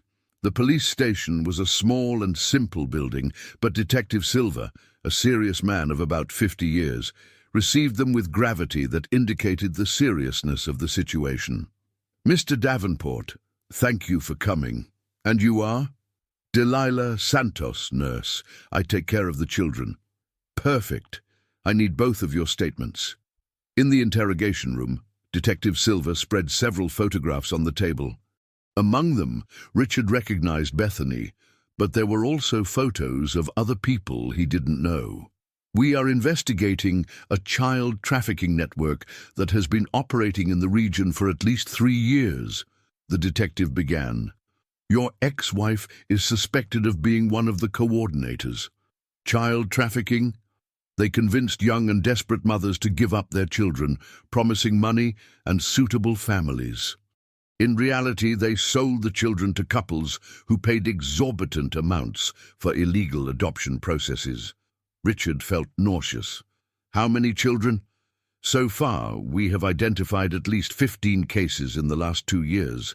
Babies who simply disappeared from official records. And the mothers? Most never received the promised money. Some tried to report, but they were threatened or discredited. Single mothers, young, poor. Who would believe them against influential people?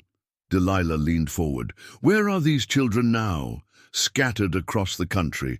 We've managed to locate some and return them to their biological families. Others, we are still looking for. Detective Silver showed a thick folder full of documents. What led us to Bethany was the testimony of one of the mothers. She recognized your ex-wife in a photo, Mr. Davenport. Who? Marina Conceson, 17 years old. Lost a daughter 6 months ago. Bethany convinced her to hand over the baby at a clinic in Asheville, promising $15,000. And she never received it? Received $2,000 on the spot, with the promise of the rest later. Never saw the money or her daughter again. Richard was beginning to understand the magnitude of what Bethany had done. And Clarice's triplets? They were lucky. If you hadn't intervened, they probably would have been sold to a family in São Paulo who had paid $200,000 for 3 healthy babies. Even though São Paulo is not in the US, the concept of selling babies to wealthy families remains consistent. 200,000. Triplets are rare. They were worth more on the market. The coldness with which the detective spoke about children as merchandise made Delilah shiver. Mr. Davenport, Detective Silver continued, we need you to tell us everything about the day you found the babies. Every detail may be important. For the next 2 hours, Richard recounted the whole story. The detective made careful notes, occasionally asking for clarifications. And Hope, Detective Silver asked, the girl who found the babies first. Do we know anything about her family? She says she doesn't remember much before being alone on the streets. How long has she been alone? About 2 years. Detective Silver stopped writing and looked directly at Richard. Mr. Davenport, I need you to understand something. It's possible that Hope isn't a child who simply got lost or was abandoned randomly. What do you mean? It's possible that she's also a victim of this network. The silence that followed was heavy. Delilah was the first to speak. Are you suggesting that Hope was sold? I'm suggesting that a 4-year-old child doesn't survive 2 years alone on the streets without help. Someone was taking care of her, at least partially. And when that person disappeared, she was truly alone, Richard completed, feeling a growing anger. We have records of at least 3 cases of children who were returned when the buyers discovered they had health or developmental problems. They were simply abandoned. Hope has no developmental problems. But she was very young when she was separated from her family. For buyers who wanted a baby, a 4-year-old child would already be too old. Richard stood up abruptly. I need to go home. I need to be with the children. Mr. Davenport, I understand your urgency, but there's one more thing. What? Bethany hasn't been arrested yet.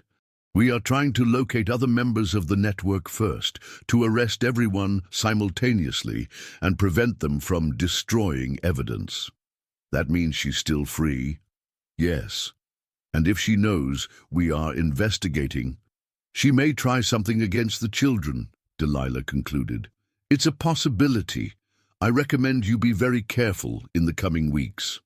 During the drive back to Harmony Creek, Richard and Delilah talked about the terrible implications of what they had discovered. "If Hope really was a victim of this network," Delilah began, "that would explain a lot of things," Richard said. "The way she adapted so quickly to caring for the babies, as if she already had experience. Maybe she has taken care of other children before. And the lack of memories about her family? Trauma. A 4-year-old child, violently separated from her parents, can block those memories as a defense mechanism. When they arrived at the manor, they found a scene that reassured them. Hope was in the garden teaching Clarice how to make shadow puppets to entertain the babies, while they laughed at the figures that formed on the wall. "How did it go?" Clarice asked when she saw them arrive. "We'll talk later," Richard said. "How are the children?" "Perfect. Hope is an excellent teacher." Hope ran to hug Richard. "Uncle Richard, I taught Clarice how to make a bunny with her hands. Do you want to see?" "Of course I do." But as he watched Hope's demonstration, Richard couldn't stop thinking about the detective's words. That extraordinary girl, who had become the heart of his family, might have gone through unimaginable horrors. That night, after all the children were asleep, the 3 adults gathered in the kitchen to talk about what they had discovered. "So, Bethany really sold children?" Clarice asked, horrified. "It seems so," confirmed Delilah, "and Hope may be one of the victims." "That would explain why she never talks about her family," Clarice murmured, "and why sometimes she has nightmares where she screams for someone named Mommy Anna." Richard and Delilah exchanged glances. "Mommy Anna?" "Yes. Sometimes she talks in her sleep, always calling for a Mommy Anna. She never mentioned that name when she's awake. Never. It's as if she only remembers her in her dreams." Richard made a decision. "Tomorrow I'm going to talk to Hope. Gently, without forcing, but I need to understand what she remembers. And if she really is a victim of this network," asked Clarice. "Then we'll do whatever it takes to find her real family," Richard replied, although he knew those words could mean losing the girl who had become his beloved daughter. It was at that moment that they heard a strange noise coming from the garden, a sound like someone was trying to open the back gate. "Did you hear that?" Delilah whispered. Richard got up silently and approached the window. Through the curtains he could see a silhouette in the dark, near the gate. "There's someone out there," he murmured. "Should I call the police?" asked Clarice, picking up the phone. "Wait, let me see better." Richard turned on the outdoor garden light, and the silhouette moved away quickly, but not before he recognized the familiar profile. It was Bethany, and she had been watching the house, probably trying to find a way to get in. The discovery that Bethany had been prowling around the house put everyone on alert. Richard immediately called Detective Silver, who promised to send a patrol car to make rounds during the night, but warned that they couldn't arrest Bethany just for being in the vicinity of her former residence. "She still has legal rights to the property until the divorce is finalized," the detective explained over the phone, "but we will increase surveillance." That night, no one slept soundly. Richard spent the night checking doors and windows, while Delilah and Clarice took turns in the baby's room. Hope, feeling the tension of the adults, practically didn't leave the triplets' side. "Why is everyone nervous?" she asked the next morning during breakfast. "We're just being careful," Richard replied, avoiding details. "Is it because of Aunt Bethany?" The question caught everyone by surprise. Hope had always demonstrated impressive intuition. "Why do you ask that?" Delilah wanted to know. "Because I saw her last night. I was at the window when the light came on." "You saw her?" Richard leaned forward. "Are you sure?" "I am. She was looking at our house like those people who used to watch me on the street, as if she was planning something bad." Clarice gently touched Hope's shoulder. "What people watched you on the street?" "Sometimes different people came. They would watch me from afar, talking quietly. I always hid when I saw them." "What did these people look like?" Hope closed her eyes, as if trying to remember. "Usually well-dressed, like Aunt Bethany, and they always asked other people questions about me." Richard and Delilah exchanged worried glances. That sounded exactly like what Detective Silver had described about the network investigating children. "Hope," Richard said carefully, "do you remember when you started being alone on the street?" "Not very well. I remember that one day I was in a house with other children, and the next day I was alone." "What house? What other children?" Hope frowned, clearly struggling to access fragmented memories. "It was a big house, but not pretty like this one. There were many children, but they cried a lot. And there was a lady." "What was the lady like?" "Angry, always shouting. She said we had to be quiet because otherwise nobody would want us." Clarice held Hope's hand. "Want us for what?" "I don't know. I just know that some children went away with strange people and never came back." The silence that followed was filled with horror. Richard realized that Hope was describing exactly the type of operation that Detective Silver had mentioned, a preparation location where children were kept before being sold. "And do you remember Mommy Anna?" Delilah asked gently. Hope's eyes filled with tears immediately. "Mommy Anna was different. She hugged me when I cried and sang pretty songs." "Did she work in the big house?" "No, I don't think so.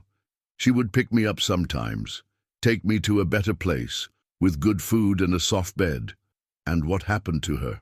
"One day, she said she was going to come back to get me, but she never came back. The people at the big house got angry and sent me away." Richard felt his heart ache. Hope's story was becoming clear. She had been separated from her family, probably sold, but someone named Anna had tried to take care of her. When Anna disappeared, Hope was abandoned on the streets. "Hope," he said with a choked voice, "would you like to find Mommy Anna again?" The girl looked at him with big, scared eyes. "Does that mean I'll have to leave here?" "Not necessarily. It means we can try to find out what happened to her. What if she's sad because I lost her? I'm sure she would only be happy to know that you are well and safe." That afternoon, Richard called Detective Silver to report the conversation with Hope. The detective was encouraged by the information. "This corresponds exactly to the pattern we identified," he said. "There were intermediate locations where the children were kept. And some people tried to rescue specific children, usually family members who discovered where they were. So Anna may be a relative of Hope. It's very likely. I'll check the missing person's records. Any other information about her?" Hope said she sang songs and that she had gentle hands. "I'll investigate. And Mr. Davenport, I reiterate the warning. Maintain constant surveillance.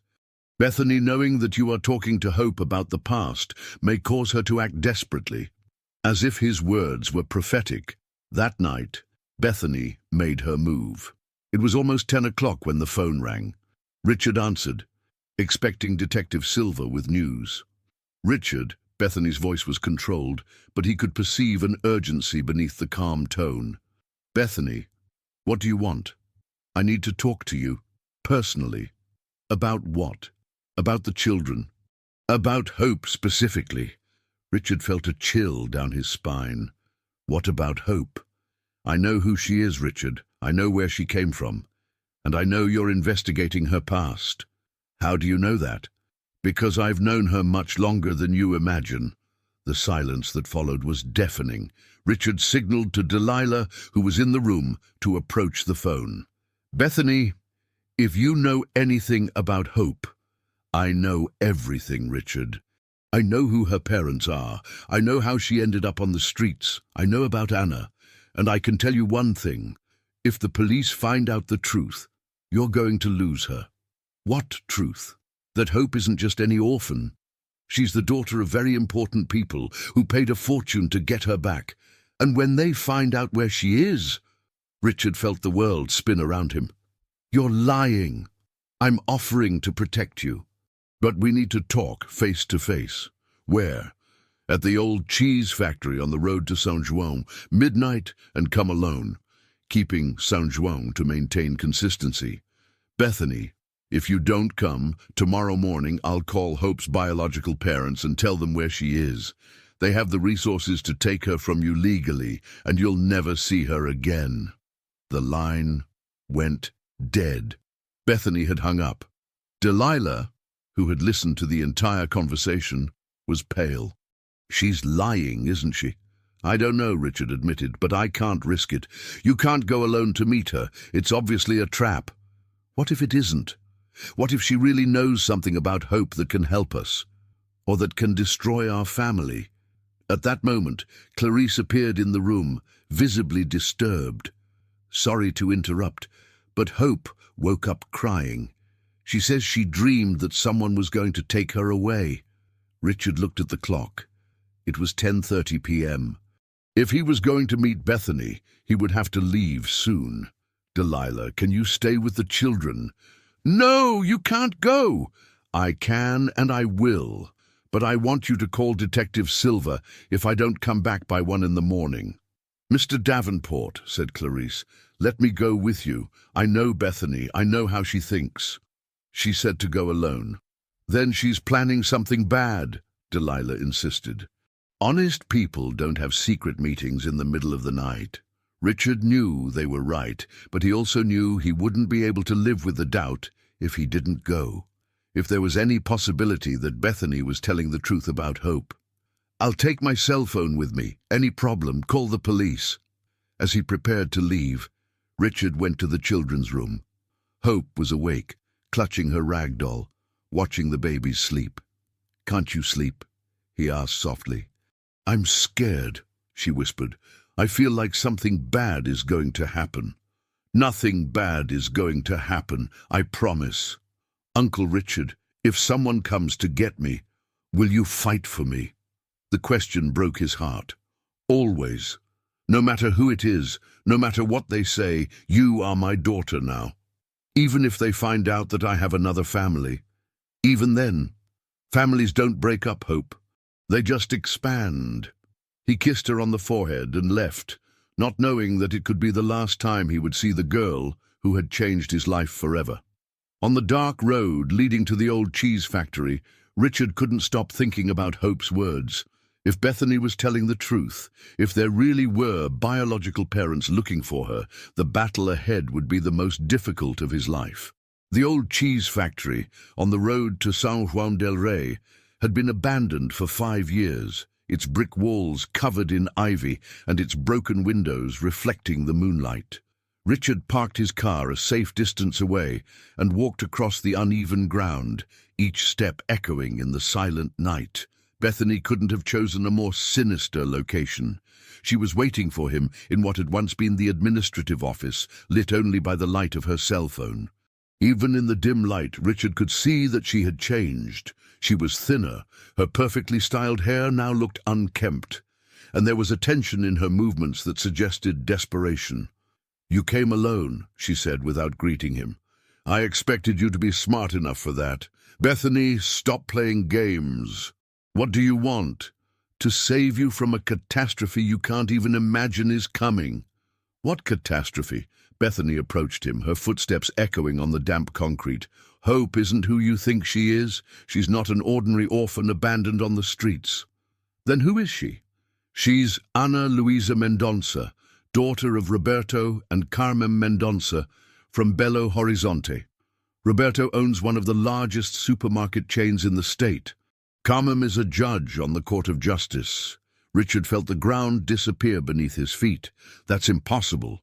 "Ana Luisa disappeared 2 years ago when she was 4 years old, kidnapped from the backyard of her family's house during a children's party. The case mobilized the police from 3 states. "You're lying." "I'm offering you a chance to protect yourself," Bethany retorted, pulling a folder from her pocket. "Here are copies of the police reports, photos of the missing girl, data about the family." With trembling hands, Richard opened the folder.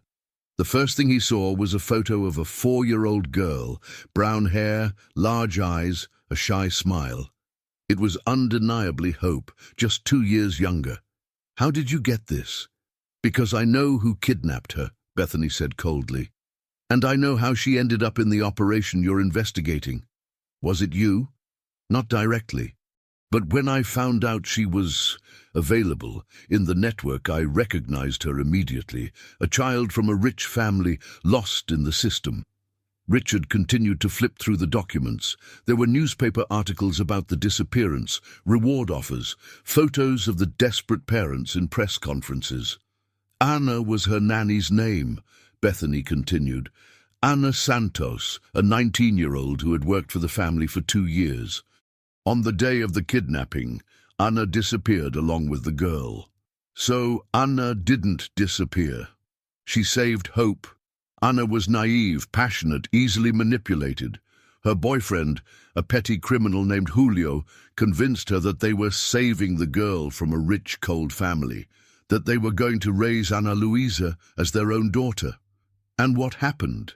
Julio sold the girl to the network in the first month. Anna tried to stop him. There was a fight and... Bethany paused dramatically. Anna was found dead in a ditch 3 weeks later. The horror of the revelation hit Richard like a punch. Anna is dead. 1.5 years ago. That's why Hope, Ana Luisa, ended up on the streets. There was no one left to protect her. Richard leaned against the wall, trying to process the magnitude of what he was discovering. Her parents... Are they still looking? They never stopped. Roberto Mendonça spent a fortune on private investigators. Carmen used all her contacts in the judiciary. They have power, Richard. A lot of power. So why are you telling me this? Why didn't you call them directly? Bethany smiled, and there was something cruel in that smile. Because I can still profit from this situation. How? The Mendonças offered 5 million reais for information leading to their daughter's return. 5 million, Richard. You want to sell the information. I want to split the money with you. Richard looked at her in disbelief.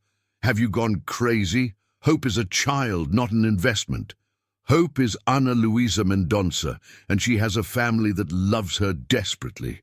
A family rich enough to give her everything you never can. She already has a family, us. You have no legal rights over her, Richard. When the Mendonças find out where she is, they'll take her from you in a matter of hours. Unless we hand her over voluntarily and keep the reward. We can say we found her wandering around town, that we took care of her out of kindness, and lie about the last few months. To protect you, yes. If the truth comes out that you knew she might have a family, that you didn't notify the authorities immediately, you can be charged with kidnapping. Richard felt nauseous. You planned all this.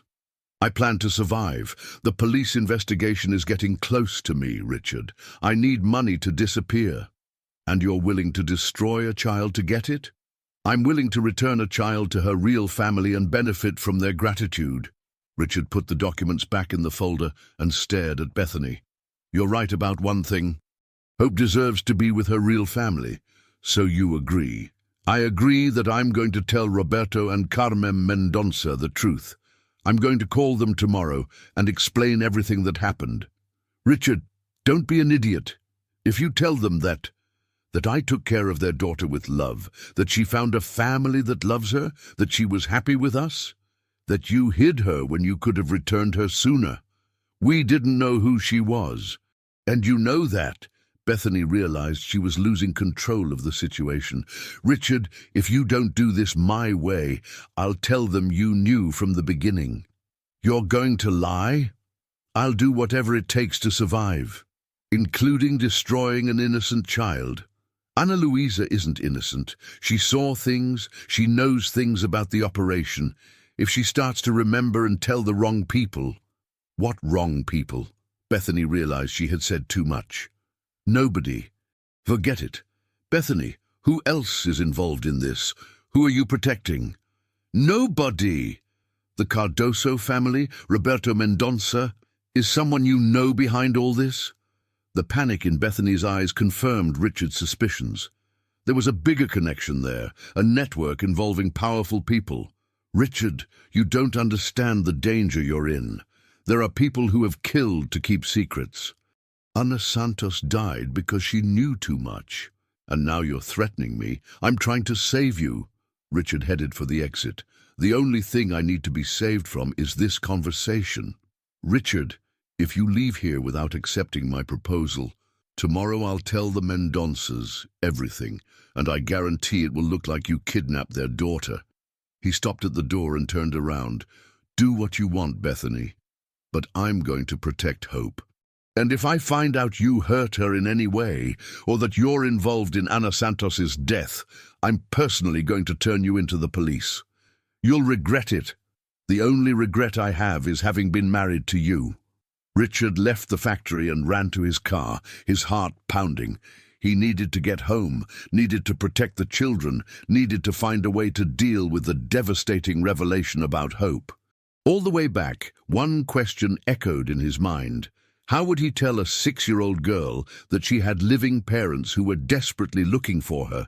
And how would he deal with the possibility of losing her to her biological family? But there was an even more disturbing question. If Bethany was involved in Ana Santos's death, how far would she go to silence Hope? When he arrived at Davenport Manor, he found all the lights on. Delilah was waiting for him at the door, with an expression of relief and concern. "Thank God you're back. Hope woke up screaming an hour ago. She says she dreamed that Anna was calling her asking for help." Richard felt a chill. "Where is she?" "In the nursery. She refused to go back to bed." When Richard entered the room, he found Hope sitting among the cribs, humming softly the same song she always sang when she was nervous. "Hope!" She looked at him with tear-reddened eyes. "Uncle Richard, I dreamed about Mommy Anna again, but this time she was sad, very sad." "Why was she sad?" "Because she said she couldn't take care of me anymore, that I had to find my real family." Richard knelt beside her, fighting back tears. "Hope, if you found out you had parents who loved you and were looking for you, what would you do?" "It depends," she said thoughtfully. "Are they as good as you guys?" "They probably are." "Very good. And will they let me take my baby siblings?" The question broke Richard's heart. The babies. They would have to stay here. Hope was silent for a long moment, watching the 3 little ones who were sleeping peacefully. "Then I'll stay here too," she said finally, "because you don't abandon family." At that moment, Richard knew he would face the most difficult battle of his life. Because now he needed to choose between doing what was legally right and protecting the family he had built with so much love. The morning came too soon for Richard, who had spent the night awake debating with himself about what to do with the revelation about Hope. At 6 in the morning, he made a decision that would change everything. He would call Detective Silva and tell him the whole truth, asking for help to contact Ana Luisa's parents in the most careful way possible. But when he went down to the kitchen, he found Delilah preparing coffee with a worried expression. "Mr. Davenport, something happened during the night," she said bluntly. "What was it?" "Clarice tried to call a friend in Belo Horizonte to ask about work. The call didn't go through, the line was tapped." "How do you know?" "Because when she tried again, a male voice answered saying that all calls from this house were being monitored for ongoing investigation." Richard felt his blood run cold. "They're tapping our phone." "It seems so. And there's more." "What?" "Hope woke up telling me a very specific dream. She dreamed that men in suits came to get her, and that Ana Santos appeared asking her to hide." "Delilah, I need to tell you what I found out last night." For the next 20 minutes, Richard recounted the entire conversation with Bethany, showing her the documents she had given him. Delilah paled progressively as he spoke. "My God," she murmured when he finished. "Ana Luisa Mendonça. I remember the case. It was in all the newspapers. What do we do?" "The right thing. We contact her parents. What if they want to take her from us immediately? Then we fight to make it as less traumatic as possible for her." At that moment, Hope appeared in the kitchen, still in her pajamas, carrying her rag doll. She seemed smaller than normal, more fragile. "Good morning," she said softly. "Are the babies still sleeping?" "Yes, dear," Delilah replied. "Do you want to have breakfast with us?" Hope sat down at the table, but didn't touch her food. Instead, she looked directly at Richard. "Uncle Richard, did you find out anything about my family last night?" The question caught both adults by surprise. Richard hesitated. "Why do you ask that?" "Because in my dream, Anna told me you were going to find out the truth, and that I was going to have to be very brave." Richard knelt beside her chair. "Hope, if I told you I found information about your real parents, how would you feel?" "Scared," she answered honestly. "Because I don't remember them, and I'm afraid they won't like who I've become." "Why wouldn't they like you?" "Because now I know how to take care of babies, and I know how to hide, and I know how to look for food. Maybe they wanted a different daughter." The painful innocence of the answer made Delilah cover her mouth to stifle a sob. "Hope," Richard said gently, "real parents love their children exactly as they are. Like you love me, exactly like I love you." Hope was silent for a moment. "And if they take me away from the babies, then we'll talk to them. We'll explain that you are a family too. Do you promise you'll fight for me?" "I promise." 2 hours later, the phone rang. It was Detective Silver, and his voice was tense. "Mr. Davenport, I need you to bring all the children to the San Juan del Rey Police Department immediately." "Why?" "Because Roberto and Carmen Mendonça are on their way to Harmony Creek with a court order for search and seizure of a missing minor." Richard felt the world collapse. How did they know? Someone informed them where Ana Luisa was. "They'll be there in 2 hours with lawyers and court officers." "What now?" "Now we need you to come voluntarily and explain the situation. It's the only chance to do it without trauma for the girl." Richard hung up the phone with trembling hands. "Delilah, we need to go to the police department. Now." "Her parents?" "They're coming to get her." The rush to organize the children was desperate. Clarice packed a bag with the baby's belongings. Delilah gathered the necessary medications, and Richard tried to explain to Hope what was happening without scaring her even more. "Remember we talked about your real parents," he said while she put on her best dress. "I remember. They found out where you are, and they're coming to see you." Hope stopped brushing her hair. "Today?" "Today. And the babies are going too?" "They are. But Hope, you need to understand that maybe your parents will want you to go home with them. What if I don't want to? Then we'll talk about it." "Uncle Richard," she held his hand, "if they take me away, will you forget about me?" "Never," he promised, hugging her tightly. "Never in my life." The trip to San Juan del Rey was tense and silent. Hope held her ragdoll and watched the landscape through the window as if memorizing every detail. The babies slept peacefully, oblivious to the revolution that was happening around them. At the police department, Detective Silver greeted them with a grave expression. "The Mendonça couple arrived 15 minutes ago," he informed them. "They're in a separate room with their lawyers." "How are they?" asked Delilah, desperate, anxious, and determined to take their daughter today. "And legally? They have every right. Ana Luisa is their daughter. She was kidnapped. There was never a legal adoption process." Richard looked at Hope, who had clung to his leg upon hearing strange voices coming from a nearby room. "Detective Silver, can I ask you something?" "Sure. Let me talk to them first, alone, to explain the situation." "Mr. Davenport, please. Hope needs time to prepare." Detective Silver hesitated, but nodded. 10 minutes. The room where Roberto and Carmen Mendonça were waiting was small and stuffy. When Richard entered, he saw an elegant couple in their 40s, both visibly emotionally drained. Roberto was tall and dark-haired, with deep circles under his eyes that spoke of sleepless nights. Carmen was blonde, with expensive but rumpled clothes, as if she had dressed in a hurry. "Mr. Davenport?" Roberto stood up immediately. "Where is our daughter?" "She's here, and she's fine. But before you see her, you need to understand a few things." "What do we need to understand?" Carmen asked, her voice filled with a mixture of hope and despair.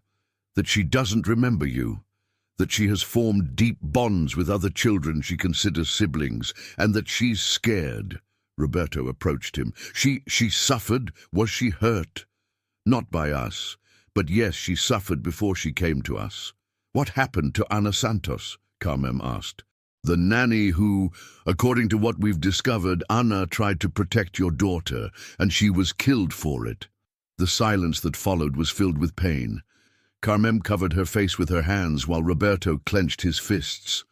Who did it? He asked, his voice low and dangerous. The police are investigating, but now the important thing is Ana Luisa. We want to see her, Carmem said. Now. Of course. But please, be patient with her. Her name is Hope now, and that's how she recognizes herself. Hope? It's the name they gave her, and that she chose to keep. Richard returned to the room where Delilah, Clarice, and the children were waiting. Hope was sitting in a chair holding her doll, watching the babies that Delilah was holding close. Hope, he said gently, your parents want to see you. Do they seem like good people?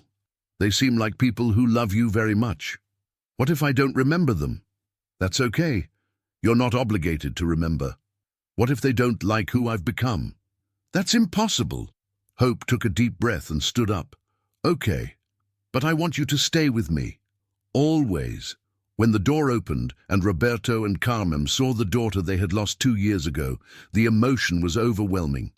Carmem fell to her knees, tears streaming down her face, while Roberto held the wall to keep from falling. Ana Luisa, Carmem whispered. My little girl. Hope looked at them with curiosity, but without recognition. She stayed close to Richard, studying those strangers who clearly knew her. Hi, she said politely. Are you my parents? We are, my darling, Roberto said. His voice choked. We've looked for you every day. Why didn't you find me sooner? The innocent question was like a stab. Carmem sobbed louder. Because bad people hid you from us, Roberto explained. But we never stopped looking. Hope observed their genuine pain, and something in her heart stirred. Did you cry because of me? Every day, Carmem admitted. I cried too, for you. I just didn't remember you. I just knew I was alone. It was at that moment that Roberto and Carmem realized the magnitude of what their daughter had been through. And they also realized that the girl before them had changed, matured, become someone they would need to learn to know again. Hope, Carmem said gently, using the name her daughter had chosen. Would you like to come home with us? The question that everyone feared had finally arrived. Carmem's question hung in the air like a bomb about to explode. Hope looked at her biological parents, then at Richard, then at the babies that Delilah was holding, and finally at her tattered rag doll. Can I ask a question first? She said with the seriousness of an adult. Of course, my darling, Roberto replied, kneeling to get down to her level. If I go with you, can I take my baby siblings? Roberto and Carmem looked at each other, clearly not expecting this question. Honey, Carmem said gently, those babies have their own family. They stay with Mr. Davenport. But they're my siblings, Hope insisted. I've been taking care of them since they were born. They need me. Ana Luisa, Roberto began. My name is Hope, she corrected him firmly. And if my siblings can't come with me, then I'm staying with them. The silence that followed was tense. The Mendonça's lawyers whispered among themselves, clearly discussing legal options. Hope, Richard said gently, your parents love you very much, and they want to take care of you. I know, I can see they're good, but Uncle Richard, family doesn't abandon family. You taught me that. Carmen began to cry again, realizing that her daughter had developed bonds that she could not simply ignore. Hope, she said, what if we found a way for you to get to know us better first, without separating from the babies immediately? How? We could move close to where you live, so you can get to know us little by little. One of the lawyers approached Roberto. Mr. Mendonça, legally you have the right to take Ana Luisa today. Legally, Roberto said firmly, I am her father, and as a father, my priority is my daughter's emotional well-being. Detective Silva intervened. If I may, I have a suggestion. Everyone turned to him. Why don't we do a supervised transition period? Hope continues to live where she is, but the Mendonças spend time with her regularly. After a few weeks, we'll reassess the situation.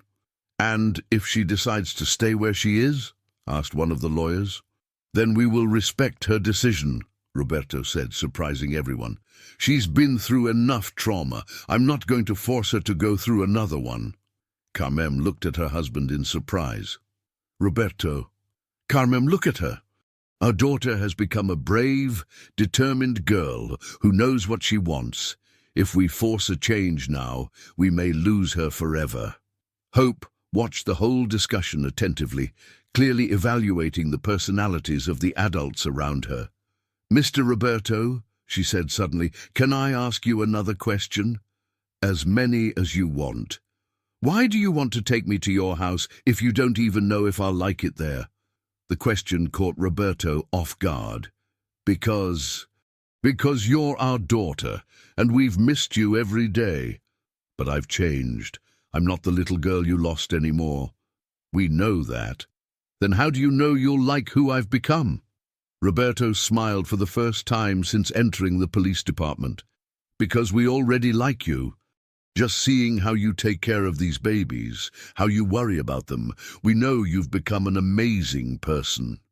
And if I want to keep taking care of them, then we'll find a way to make that happen. Hope finally smiled too. Okay, I can get to know you better, but I'm not leaving my siblings.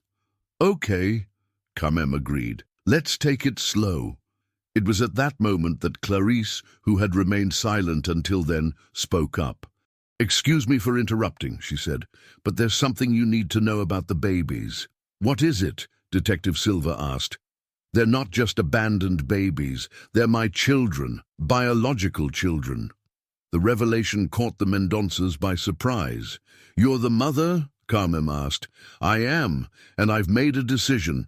If Hope wants to stay with them, and if you've agreed to respect her wishes, then I also want them to grow up together. What do you mean? Roberto asked. I want Hope to be their godmother, that they are part of each other's lives forever. Richard watched the entire negotiation with a mixture of pride and pain. Pride in seeing how Hope had matured and knew how to defend what she believed. Pain in realizing that his family was reorganizing in ways he could not control. What about you, Mr. Davenport? Carmem asked. What do you want in this whole situation? Richard looked at Hope, who was watching him anxiously. I want Hope to be happy, he said simply. If that means getting to know you better, I fully support it. If it means maintaining the bonds she has created here, I also support it. And if she decides to come live with us, then I will miss her every day, but I will support it too. Hope let go of Delilah's hand and ran to hug Richard. Uncle Richard, you're the best dad in the world. And you, she said, turning to Roberto and Carmem, maybe you're the best biological parents in the world. We need to figure it out together. 3 weeks later, a new routine had been established. Roberto and Carmem had rented a house in Harmony Creek and spent every day with Hope, learning about the girl she had become and sharing stories about the child she had been. Hope began to have fragments of memories about her life before the kidnapping. She remembered the garden of the Mendonças' house, a dog named Bolt, Carmem reading stories before bed. Mommy Carmem, she said one afternoon, using for the first time the term the parents had longed to hear, do you remember the song you used to sing to me? Carmem began to hum a soft melody, and Hope joined her, remembering the lyrics little by little. I remembered that song in the streets, she said when they finished, but I didn't know where it came from. From me, Carmem said, hugging her daughter, always from me. Roberto watched the two singing and realized that his family was finally reuniting. During this period, Bethany was finally arrested, along with other members of the child trafficking network. Detective Silva reported that she had tried to flee the country, but was captured at the airport with false documents. She's going to be in jail for a long time, he told Richard. Child trafficking, negligent homicide in the case of Ana Santos, racketeering. She won't bother anyone anymore. One afternoon, while watching Hope teach Roberto how to bathe one of the babies, Richard realized that something very special was happening. Instead of losing a daughter, he was gaining an extended family. "Mr. Davenport," Roberto said, approaching him in the garden, "Carmen and I have talked a lot in recent weeks." "About what?" "About the future, about Hope, about you." "And did you come to any conclusions?" "We want to propose something unconventional." Richard waited for him to continue. "We would like to buy the house next door to yours, so Hope can live with us but maintain proximity to the babies and to you." "Really? Hope told us that family doesn't abandon family. And we realize that you are part of her family now. Roberto, it would be the best for our daughter, and in the end, that's what matters."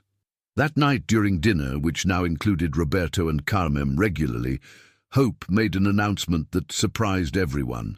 "I've made a decision about where I want to live." Everyone stopped eating and looked at her. "I want to live with Mommy Carmen and Daddy Roberto during the week, and with Uncle Richard and Aunt Delilah on the weekends. And I want to have lunch with my baby siblings every day." "And if the distance between the houses is too great?" Carmen asked. "Then you have to live close," Hope said simply. "Family stays together." Roberto smiled. "Then that's what we're going to do." 2 weeks later, the papers for the house next to Richard's mansion were signed.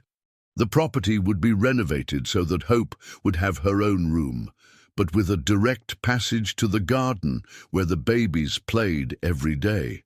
"It's an unconventional solution," Detective Silver admitted when he came for the final visit to officially close the case. "But it works, and it works because all the adults involved put the child's well-being first," Delilah observed. On the night before Hope moved into the Mendonca's house, she appeared in Richard's room with her rag doll. "Uncle Richard, can I sleep here tonight?" "Of course, but why?" "Because I want to make sure you won't forget about me when I'm not here every night." Richard hugged her tightly. "Hope, you've changed my life forever. Even if you lived on the other side of the world, I would never forget you. And will you always be my Uncle Richard? Always. For all of life. And will the babies always be my siblings? Always. Then it's okay." She settled into bed beside him, hugging her tattered rag doll.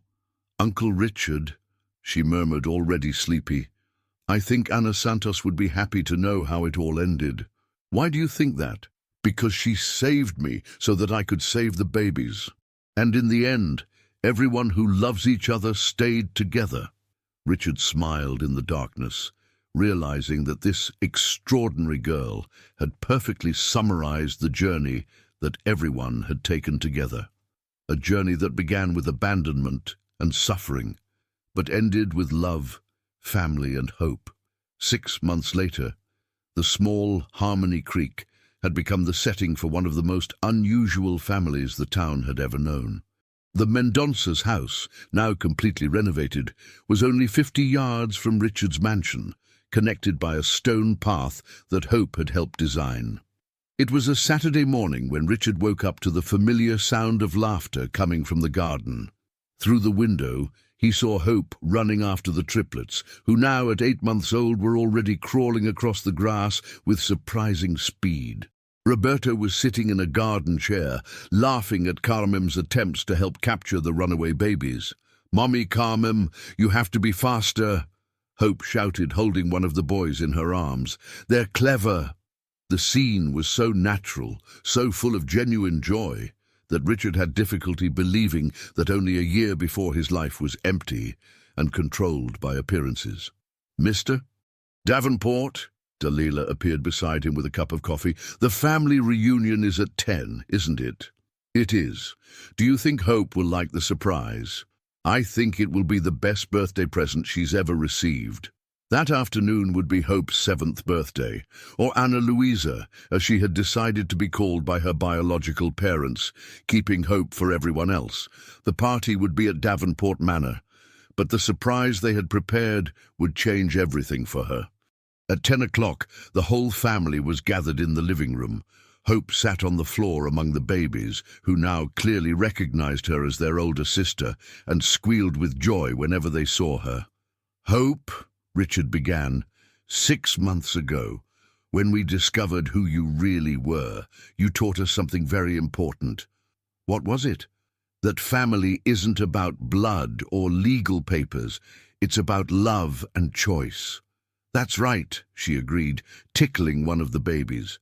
"So," Roberto continued, "all of us adults have talked a lot and made some official decisions."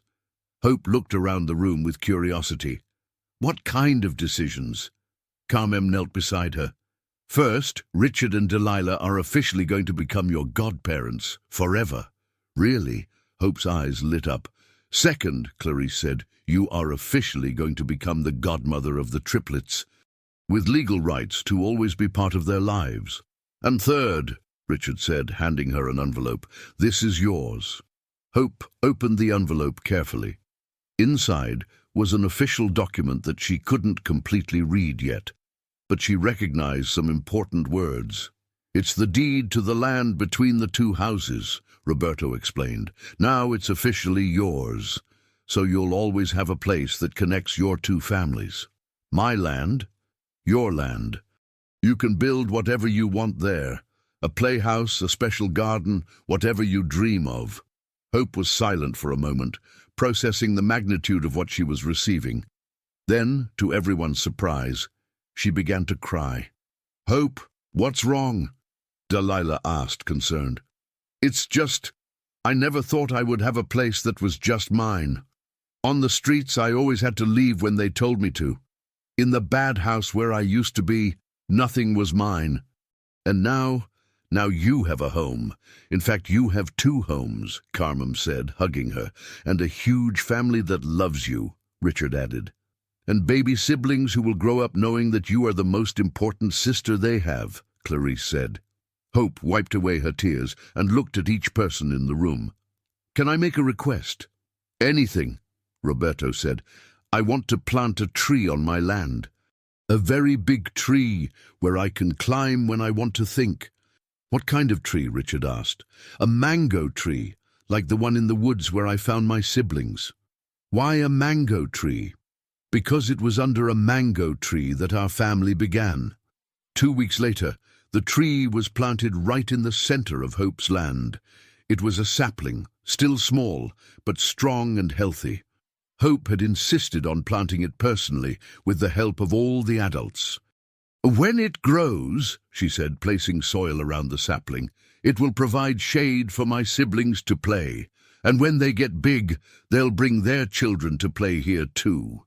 "And will you tell them the story of how you met?" Carmem asked. "I'll tell them everything. How Uncle Richard found me taking care of them in the woods, how Aunt Delilah taught us to be a family, how Clarice decided we were better together, and how you found out I was your daughter, but let me choose to stay with everyone." "It's a beautiful story," Roberto observed. "It's our story," Hope corrected. That night, while everyone was having dinner in the garden of Davenport Manor, a tradition that had been established naturally, Detective Silver came for a social visit. He had become a friend of the family after everything they had been through together. "How's Berenice's trial going?" Richard asked. "She was sentenced to 15 years. In addition, we were able to locate 8 other children who were victims of the network. 6 have already been reunited with their families. And the other 2? One was legally adopted by a family that didn't know about the illegal origin. We are negotiating a solution that benefits the child. The other—" Detective Silver paused, looking at Hope. "What is it?" she asked, realizing she was being watched. "The other child was in the same preparation house as you, and she remembers you." Hope stopped eating.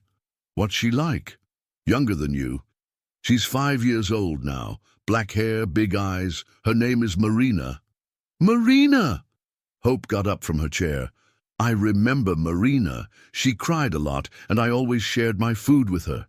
She wants to see you, if you want to." "Of course we want to," Carmem said immediately. "Where is she?" with a temporary foster family nearby. But Detective Silver, Roberto leaned forward, is there a possibility of reuniting her with her biological family? Unfortunately, no. Her parents died in an accident shortly after the kidnapping. She has no remaining family. Hope looked around the table at all the faces she loved and made a decision that surprised even herself. Can she be part of our family too? What do you mean? Richard asked.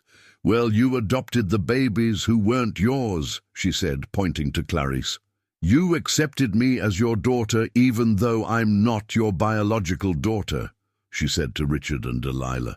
And you let this whole big family exist, she said to Roberto and Carmem. Isn't there room for one more? The silence that followed was thoughtful, not negative. Hope, Delilah said carefully, do you understand that adding another traumatized child to the family would be a huge responsibility? I understand, but I also understand that Marina was left alone like I was, and I know what that's like.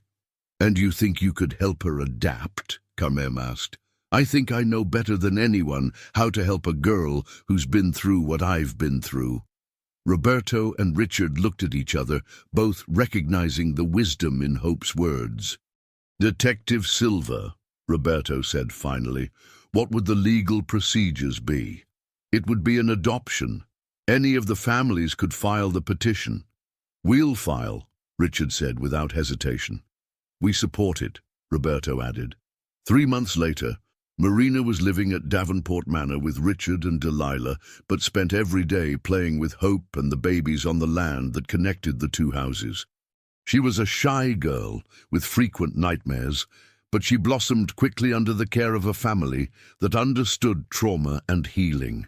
Hope, she said one afternoon while they were watching the babies crawl through the grass, do you think we'll be happy forever? I don't know about forever, Hope replied, now 7 years old and with impressive wisdom. But I know we'll be happy today, and tomorrow we'll try to be happy again. And if they get tired of us, they won't get tired. You know how I know? How? Because real family doesn't get tired of loving. They might get tired of other things, but not of loving. That night, while the whole extended family gathered for Sunday dinner at Davenport Manor, Richard looked around the table.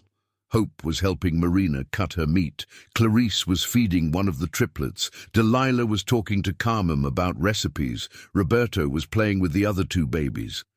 It was chaotic. It was noisy. It was completely different from the controlled and silent life he had had before. And it was perfect. Uncle Richard, Hope said suddenly, are you happy? Happier than I ever imagined possible? Even with all this mess? Especially because of all this mess. Hope smiled and went back to helping Marina, but before she whispered something that only he heard, thank you for finding me that day. Thank you for letting me find you. 2 years later, when the mango tree on Hope's land was already tall enough to provide real shade, she organized a special picnic. Everyone was there, her big and unconventional family, which now also included the first steps of the triplets, the first words of Marina, and a new baby that Carmem and Roberto had recently adopted. You know what I discovered, said Hope, now 9 years old, sitting against the trunk of the mango tree. What was it? Asked several voices at the same time. I discovered that sometimes the bad things that happen to us aren't meant to destroy us. They're meant to prepare us for good things that we never imagined could exist. What do you mean? Asked Marina, who at 7 years old was still learning about the complexity of life. Well, Hope said, looking at each member of her family, if I hadn't gotten lost from my parents, I never would have found the babies. If I hadn't found the babies, Uncle Richard never would have found me. If Uncle Richard hadn't found me, you never would have found me again. And if none of that had happened, Marina never would have found a family, and we never would have learned that families can be as big as love allows, Delilah added. Exactly, Hope said. So even the bad things that happened, in a weird way, they were necessary to get us here.